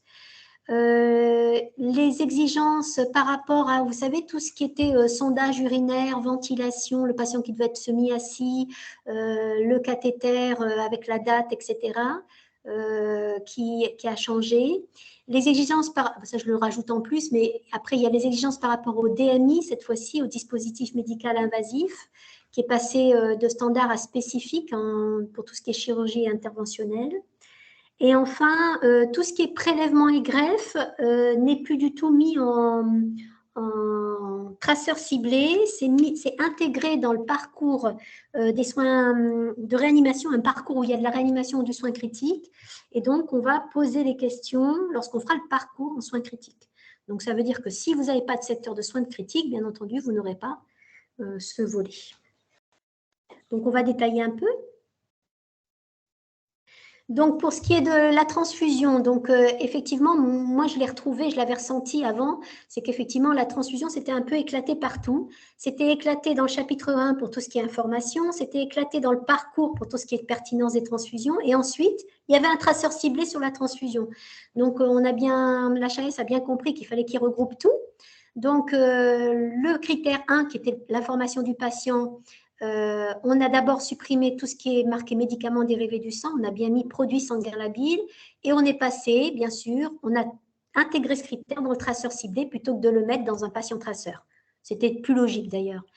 Le critère 2 qui était dans le parcours, c'était la pertinence des transfusions est argumentée, et ben on l'a passé aussi dans le traceur ciblé. Alors la diapo suivante, ça nous fait finalement quelque chose d'assez cohérent, une grille très cohérente pour le produit sanguin labile. Le patient est informé, la pertinence de la transfusion est argumentée et les équipes maîtrisent la sécurité. Donc, on est vraiment dans un traceur ciblé complet.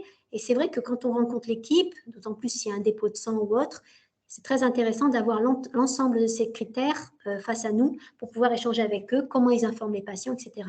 Ce qui n'empêche pas, quand on fera le patient traceur, bien entendu, de regarder s'il jamais il a été transfusé, de bien regarder s'il a été informé et de le recouper et de le ramener à notre collègue qui fait le traceur ciblé transfusion pour lui dire qu'on a vu lors d'un patient traceur que le patient avait été bien informé de sa transfusion. Le suivant, c'est la notion de presque accident. Alors, la notion de presque accident, elle est impactée sur deux critères. D'abord, le critère 244 et ensuite, vous verrez le critère 374. Donc, il y a deux critères où on parle des événements indésirables et effectivement, suite à l'inspection, enfin, suite à la certification de l'HAS par l'ISQUA, il a été demandé de rajouter cette notion de presque accident.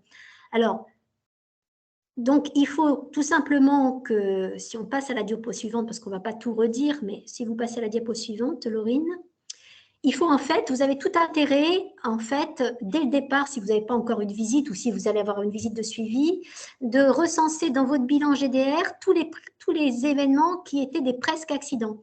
Alors nous, ce qu'on a fait quand on a eu ce nouvel item, c'est qu'on a rajouté sur Bluemedi, dans notre traitement, événements associés aux soins, oui, non, ça c'était déjà présent, mais dessous, on a rajouté presque accident, oui, non. Ce qui fait que nous, quand on fait effectivement une synthèse de notre bilan EIG, on a le nombre de presque accidents signalés ou le nombre de presque accidents qui nous a amené à faire un CREX, parce que ça nous arrive de faire un CREX sur un presque accident. Donc, ils veulent vraiment voir si on se cantonne simplement aux événements qui sont arrivés et avérés, ou si on étudie des événements qui ont été finalement bloqués par une barrière de sécurité juste avant l'accident et qui nous permettent effectivement de renforcer ces barrières avant que ça devienne un événement avéré. Donc, c'est vraiment dans le côté préventif de la gestion des risques qu'ils désirent communiquer au travers de cette modification.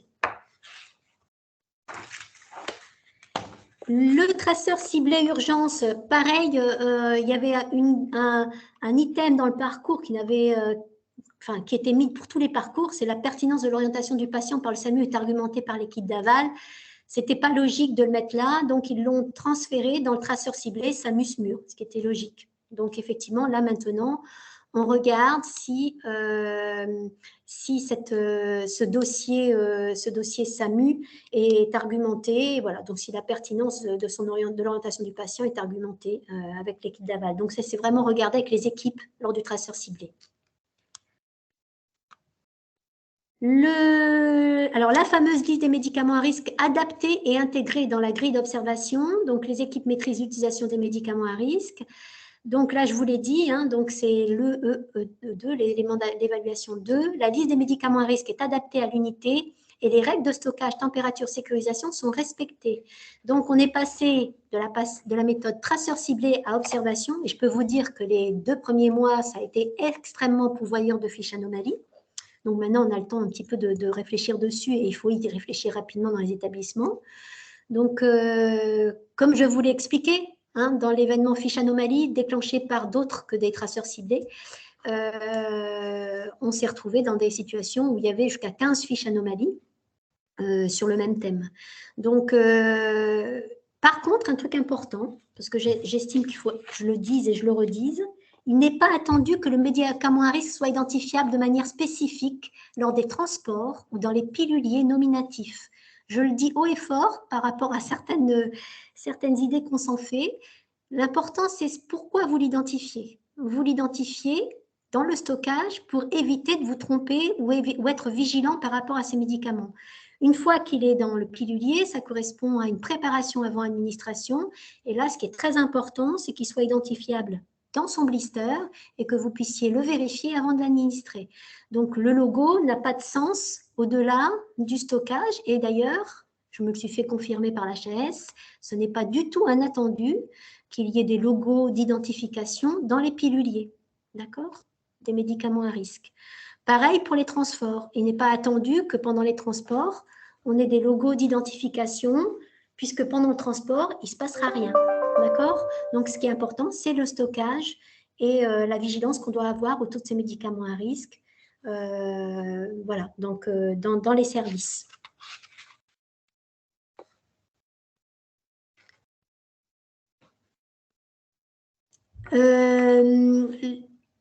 Donc, l'approvisionnement, le stockage et l'accès aux produits de santé sont réalisés conformément aux recommandations de bonne pratique. Donc, on est passé là, cette fois-ci, c'était dans les observations. Donc, ça a été switché dans le traceur ciblé. Donc, tout ce qui est stockage a été mis dans le traceur ciblé médicaments.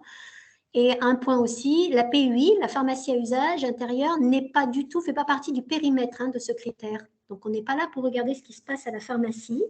Par contre, s'il y a un point qui semble très particulièrement intéressant qui nous a été signalé, pourquoi pas le mettre dans la synthèse? Donc, ça m'arrive, moi, effectivement, j'avais eu un cas d'un circuit très bien identifié pour le KCL, de la pharmacie jusque dans le service.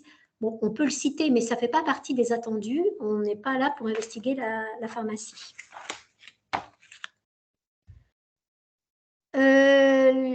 Les dispositifs médicaux invasifs sont intégrés aux traceurs ciblés infections associées aux soins. Donc, auparavant, tous les dispositifs médicaux invasifs étaient c'est ce que je vous ai dit, étaient dans le patient traceur. C'est-à-dire qu'on posait la question, s'il avait un sondage urinaire, est-ce qu'il y avait la date de la pose de la sonde? S'il était allongé, est-ce qu'il était semi-assis, s'il avait des problèmes de ventilation? Est-ce que, il y avait plein de critères de bonnes pratiques par rapport aux dispositifs invasifs, la date du KT en particulier, etc. Donc, maintenant, c'est posé à travers le traceur ciblé infection associée aux soins. C'est plus logique et ça permet de mieux poser le questionnement parce que des fois, on se retrouvait avec aucun patient sondé ou aucun patient qui avait effectivement deux cathéters. Enfin, c'était plus rare à ce niveau-là, mais ça nous permet de mieux poser les questions aux professionnels concernés. Alors, effectivement, ces critères, tout ce qui est dispositif médico-invasif lié au sondage urinaire, à la ventilation, ils peuvent, si vous faites un traceur ciblé au bloc, si vous faites un traceur ciblé en endoscopie, ils seront rendus non applicables. C'est bon? On va passer à la suivante. Laurine, vous me gardez des questions, vous me les poserez après, peut-être, hein? Je vous laisse voir parce que je n'ai pas le temps de regarder les questions. Mais... Oui, pour l'instant, il n'y a pas de questions. D'accord. Alors, tout ce qui est maîtrise des rayonnements aussi, tout ce qui est, vous vous rappelez, je ne sais pas, mais dans les patients traceurs, il y avait toujours l'équipe informe le patient des doses qu'il a reçues ou les professionnels savent expliquer la conduite à tenir en cas d'exposition. C'était pas très logique de le mettre dans le patient traceur. On a préféré le mettre dans le parcours puisque c'est plus un échange qu'on a avec les professionnels sur ce risque. Et c'était très compliqué finalement de trouver un patient traceur correspondant à ce profil puisqu'on ne va pas lui poser la question quand c'est une simple radio, on va plus poser les questions quand il y a de la radiothérapie ou quand il y a des rayonnements, une exposition particulière. Je pense en particulier en radiologie interventionnelle. Donc, il est plus important d'avoir effectivement cet échange avec l'équipe sur ces risques potentiels et l'information qu'on donne aux patients, en particulier avant une coronarographie, une angiographie ou avant une période de radiothérapie, etc. Donc, c'était important de le mettre dans le parcours. Tout ce qui est le suivant, tout ce qui est dispositif prélèvement don d'organes, donc c'est intégré dans le parcours soins critiques. Donc on passe vraiment dans le parcours soins critiques. Et quand on passe à la diapo suivante, s'il vous plaît, la diapo suivante, ça passe pas? Quelqu'un peut me passer la diapo suivante? Bon, voilà. Donc, ce qu'il faut savoir, c'est que tous les établissements sont soumis, finalement, ils ne sont pas applicables partout. Si vous êtes un service, si vous êtes un établissement préleveur et en même temps greffeur, évidemment, vous répondez à tous les critères. D'accord. Par contre, si vous êtes simplement pourvoyeur éventuellement effectivement de prélèvement, seuls les 3 premiers critères seront cochés, les autres seront mis en non applicable. Donc les critères sur les informations sur le don d'organes sont disponibles, sur les équipes de soins critiques savent contacter les centres de référence lorsqu'ils ont un état de mort clinique ou cérébrale, pardon, où tous les patients déclarés en mort cérébrale font l'objet d'une analyse d'éligibilité au don d'organes. C'est un questionnement qu'il va falloir qu'on pose à chaque service de soins critiques. Par contre, pour tout le reste, on posera les questions de façon plus détaillée et en particulier, l'expert qui va faire ce questionnement aura déjà eu un entretien avec l'agence de biomédecine pour savoir effectivement où vous en êtes de cette démarche avec eux. Donc, effectivement, on aura eu déjà des premiers renseignements là-dessus. Sinon, les 3 premiers sont applicables, les autres ne sont pas applicables.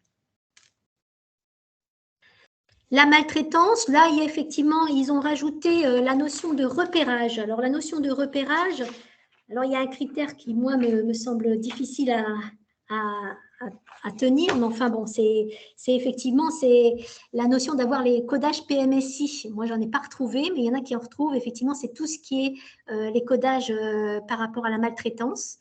Et ils s'attendent aussi à ce que vous ayez un repérage des situations de maltraitance dont ont été victimes les patients vulnérables avant leur prise en charge. Donc, tout ce qui est information préoccupante, tout ce qui est… il est attendu à ce que vous ayez effectivement un affichage sur les numéros en cas de maltraitance et que vous ayez fait ce repérage et comment vous menez ce repérage. Donc, c'est un peu compliqué, c'est un peu subjectif, mais le fait aussi de montrer que vous avez fait une cartographie qui permet de montrer les repérages des situations de maltraitance, ça peut être un élément en faveur de ce critère-là.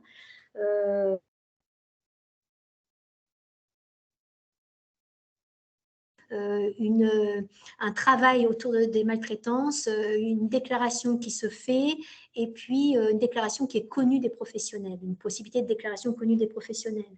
Ils ont retiré la notion de maltraitance ordinaire en son sein. J'aimais bien, moi, le mot ordinaire, mais bon, ça ne fait pas partie maintenant des critères sur la maltraitance. Mais effectivement, il parle plus de l'établissement lutte contre la maltraitance en son sein. La suivante qui est l'éthique. Oui, alors on a une question sur la maltraitance. Qu'entend-on par secteur en difficulté pour l'analyse des risques sur la maltraitance? Vous pouvez répéter la question? Qu'entend-on par secteur en difficulté pour l'analyse des risques sur la maltraitance? Je ne sais pas où elle le trouve, ça. Je ne l'ai pas noté sur mon diapo. C'est dans le manuel? Il ne me semble pas. Le 3.204. Moi, je n'ai pas regardé, je n'ai pas le manuel sous les yeux. Secteur en difficulté pour l'analyse des risques sur la maltraitance. En fait, je ne sais pas, je ne peux pas vous répondre. En toute honnêteté, je ne sais pas. Qu'est-ce qui se cache derrière ce mot-là? Pour moi, il faut le repérer partout. Donc, les difficultés, je ne sais pas, le secteur en difficulté pour l'analyse du risque. Je ne sais pas. Joker. Désolée. On passe à la suivante. Tout ce qui est comité éthique. Alors, la démarche éthique, c'est vrai que c'est quelque chose qui manquait et il a été rajouté. Donc, l'établissement promeut et soutient un recours au questionnement éthique avec une réflexion collective et interdisciplinaire et qui associe les patients et les proches. Donc, les éléments d'évaluation, ce sera l'audit système management QVT, l'entretien pro, où on va demander s'ils savent comment joindre l'espace éthique, et le représentant des usagers. La diapo suivante. Désolée, il y a un temps de latence à chaque fois que je tourne. C'est bon. Alors, il est attendu avec la gouvernance qu'il y ait eu un état des lieux des questionnements éthiques qui soient réalisés et partagés avec l'ensemble des acteurs. Donc, globalement, j'ai mis en vert ce que vraiment on pourrait mettre en place pour que ça existe, que ça fonctionne bien. Il faut qu'il y ait un comité éthique qui soit en place avec quelqu'un qui soit désigné comme pilote de ce comité éthique. C'est souvent un médecin, ça peut être aussi une équipe mobile de soins palliatifs. Il faut constituer une adresse mail ou un contact possible pour disposer d'un espace de questionnement pour les professionnels, que les professionnels sachent que s'ils ont un questionnement, ils peuvent joindre cette adresse ou ce contact pour pouvoir poser leurs questions. Et il faut aussi que, de façon beaucoup plus générale, il y ait une participation aux conférences régionales, parce qu'effectivement, on a eu beaucoup de conférences régionales réalisées autour de l'éthique et auxquelles, effectivement, la participation était très intéressante et enrichissante. Donc, montrer effectivement qu'on travaille avec l'espace régional et au niveau national aussi, en assistant aux webinaires, aux différents webinaires sur l'éthique.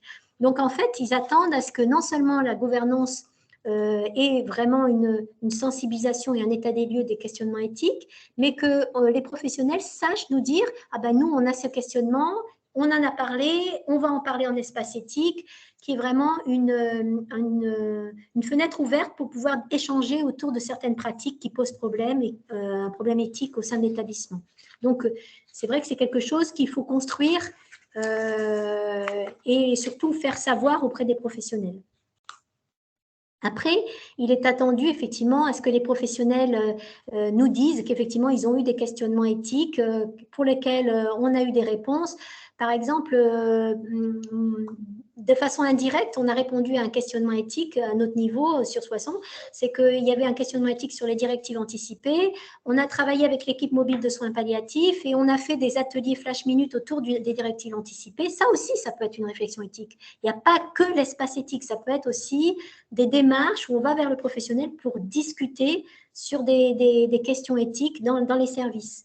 Donc, c'est vrai que le professionnel, ça sera beaucoup les interrogations qu'on posera aux professionnels qui nous montreront si effectivement cette éthique, elle est vraiment sur le terrain et si les équipes ont vraiment, si elles ont nécessité d'avoir une réponse à leur, enfin pas une réponse, mais un échange autour de leur questionnement, parce que ce n'est pas une réponse, c'est un échange, qu'elles peuvent disposer de ressources internes, mais aussi on peut très bien disposer de ressources externes, régionales ou autres, pour prendre en compte certaines problématiques éthiques. Vous avez de toute façon une fiche pédagogique. Alors, le représentant des usagers, là aussi, on s'attend à ce qu'il soit totalement intégré dans cette réflexion et même qu'il participe à l'espace éthique. Donc, vous avez une fiche pédagogique qui est très bien expliquée, que j'incite à lire sur l'évaluation du recours au questionnement éthique. Alors, l'urgence vitale, donc la prise en charge des urgences vitales est maîtrisée dans l'enceinte de l'établissement. Là aussi, attention à cette notion de numéro d'appel unique qui a été un petit peu modifié dans le nouveau manuel. Il est attendu que le professionnel sache exactement quel numéro appeler et qu'il ait accès, alors ça j'insiste, directement au médecin. Il faut absolument qu'il ait accès au médecin. Donc ça, c'est un impératif par rapport aux attendus. Alors, on passe à la suivante. Alors, j'ai rajouté la notion de numéro unique parce que ça fait l'objet de beaucoup de discussions. Donc, un numéro d'appel unique et dédié doit être affiché particulièrement dans tous les postes de soins pour joindre un médecin habilité à intervenir en cas d'urgence. Ce numéro doit être connu des professionnels sans ambiguïté possible. C'est-à-dire qu'il faut vraiment qu'il nous le retranscrive dès qu'on lui pose la question. Et pour ceux qui posent la question sur le 15, effectivement, si vous avez un site géographique qui est isolé, on admet le 15 à condition que vous ayez une convention avec le SAMU. On admet que l'appel au 15. Donc, il s'agit d'un numéro, donc c'est-à-dire qu'il est bien exigé un numéro et pas une référence. Il ne faut pas qu'il y ait marqué appel réanimateur de garde. Il faut qu'il soit unique, c'est-à-dire qu'il faut que c'est un numéro qui soit le même numéro 7 jours sur 7. Il ne doit pas changer selon les heures du jour, le week-end, la nuit, les jours fériés. Donc, il ne faut pas qu'il y ait de changement. Par exemple, le numéro peut orienter vers le médecin présent sur le site en journée et sur le SAMU la nuit, mais le numéro doit rester le même. D'accord ? Et il faut qu'il soit dédié, c'est-à-dire que ça, c'est peut-être le plus difficile, que le téléphone qui reçoit l'appel n'a pas vocation à recevoir autre chose que les appels d'urgence vitale. Donc ça, c'est un petit peu plus difficile. Chez nous, je dois dire qu'on doit y travailler, parce qu'avec ce nouveau paradigme, on a le numéro, c'est le réanimateur de garde et il reçoit d'autres appels. Donc, il va falloir qu'on retravaille sur un numéro beaucoup plus identifiable qu'un numéro d'urgence, où ça soit identifié comme une urgence vitale. La suivante, c'est presque fini, c'est un petit peu long, mais bon, j'essaie de répondre à tout. Donc, pour l'élément sur les professionnels savent détecter les symptômes, alors je ne sais pas si vous avez regardé la fiche pédagogique, donc l'expert visiteur peut demander aux professionnels de décrire les différents types d'urgences vitales. Donc, c'est vrai que c'est un petit peu, la fiche pédagogique, ça fait un petit peu peur. On se dit, mon Dieu, il ne va pas tout dire. Le professionnel ne va pas pouvoir tout dire. Ce qu'on s'attend, effectivement, c'est que le professionnel ait été formé à la GSU 1 et 2, surtout professionnels de service, et qu'effectivement, ils sachent gérer une urgence vitale. Donc, après, on ne va pas reposer toutes les questions de la fiche pédagogique, mais on veut savoir comment il réagit face à une urgence vitale. Donc, c'est un questionnement un petit peu élargi qui permet de comprendre s'il comprend bien dans quelle situation il doit appeler. Voilà, tout simplement. Le chariot d'urgence, là aussi, ils ont demandé à ce qu'il soit adapté au profil des patients. Donc, ce qui est important, c'est que vous ayez, moi je pense que le plus important, c'est qu'il y ait du matériel enfant s'il y a un accueil d'enfants dans le service, qu'il y ait des chariots spécifiques quand c'est en soins critiques, mais vous pouvez très bien avoir le même chariot dans tous les autres secteurs. C'est pareil que la liste des médicaments à risque, ça dépend de la réflexion que vous avez. Vous avez tout intérêt à réfléchir sur la composition de vos chariots et comment vous faites valoir votre réflexion. C'est un peu comme la liste des médicaments à risque. Hein. Et la nouveauté, c'est aussi important, c'est que vous ayez un registre d'utilisation à mettre en place. Donc, il faut vraiment que vous disiez que tout soit tracé, c'est-à-dire que si le chariot a été utilisé, tel scellé a été retiré, tel scellé a été remis, pourquoi j'ai ouvert le chariot et qu'est-ce que j'ai fait. Voilà. Et donc, nous, sur Soissons, on avait déjà ce registre, on avait une sorte de petit formulaire et on faisait un audit tous les ans de ce formulaire, de l'ensemble de ces formulaires. Donc, vous avez tout intérêt à travailler sur cette traçabilité d'utilisation du chariot. Et attention, votre chariot doit être révisé tous les mois. Donc, il faut qu'il soit révisé tous les mois. Alors, on ne demande pas à ce qu'il soit révisé dans son entièreté, mais qu'à un moment, tous les mois, soit tracé, qu'on a bien vérifié les péremptions par rapport à ce qu'on a écrit précédemment. Donc, c'est important que tous les mois, on ait une vérification des dates de péremption du chariot. Alors, il est demandé combien de temps il faut conserver le registre. Bon, je dirais 1 an. Enfin, une fois que vous avez fait l'évaluation derrière. Tous les ans, il faut pouvoir faire un bilan de l'ensemble des urgences vitales gérées dans l'établissement. Est-ce que combien de fois on a ouvert le chariot, combien de fois on l'a ouvert pour l'urgence vitale, combien de fois, voilà. Donc ça, c'est important de pouvoir l'évaluer. Moi, je le garderai 1 an, peut-être 2, mais maximum, quoi. Tous les ans. En fait, on le demande tous les ans, nous, de nous donner le registre tous les ans et que la qualité l'analyse. Donc, le projet des...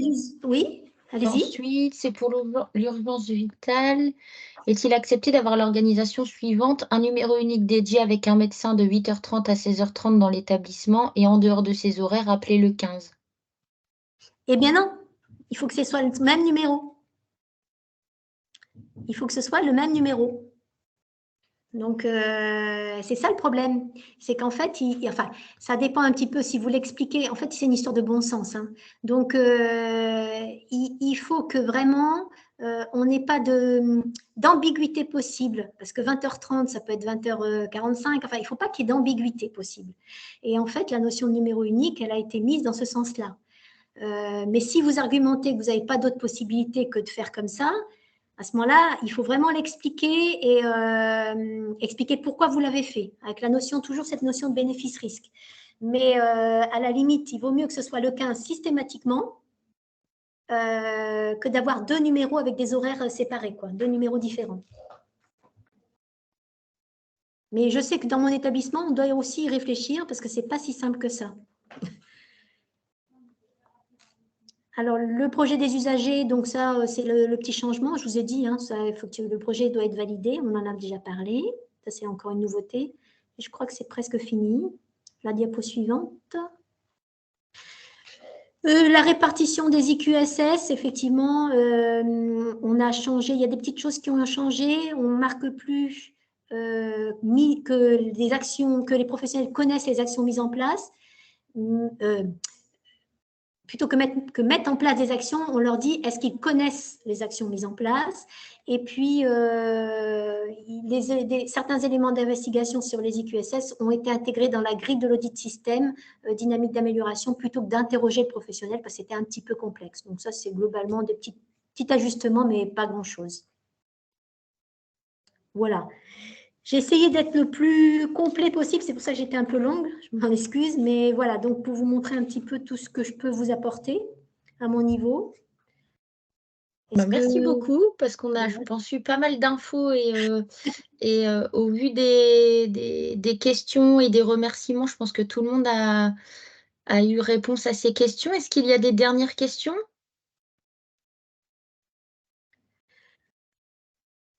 Alors, ce que je peux vous dire, c'est que moi, je peux répondre à vos questions. Il suffit que vous m'adressiez un mail. Donc, sans problème. Si je peux répondre, je vous réponds. Mon mail, c'est laurence.timsit en petit, @ch-du6 soissons avec un s.fr. Ou voilà, sinon, vous pouvez passer par le. Voilà. Vous pouvez m'envoyer un mail et puis je transférerai votre question au Dr Timsit. Ouais. Voilà, donc il n'y a pas de souci, je pourrais répondre à vos questions. Je sais qu'il y a beaucoup de questionnements. Je peux vous dire qu'en tant qu'expert, on se pose aussi beaucoup de questions des fois. Donc, nos échanges nous permettent de répondre. Mais c'est important qu'aussi vous sachiez que ce soit clair pour vous aussi. Voilà. Eh bien, super.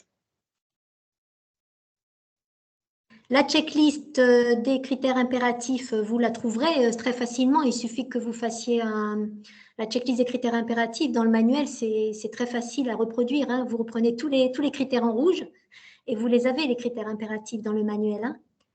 Donc, il y en a 17 en tout, mais ça dépend un petit peu de l'établissement. Voilà, donc merci à vous. Merci beaucoup, Dr Timsit, pour cette intervention. Et puis, bon courage pour ceux qui ne l'ont pas encore passé ou pour ceux qui vont le passer. Et puis, pour les visites de suivi aussi. Bon courage à vous. Merci, Dr Timsit. Bonne journée. Au revoir. Merci, bonne journée à tous. Au revoir. Au revoir.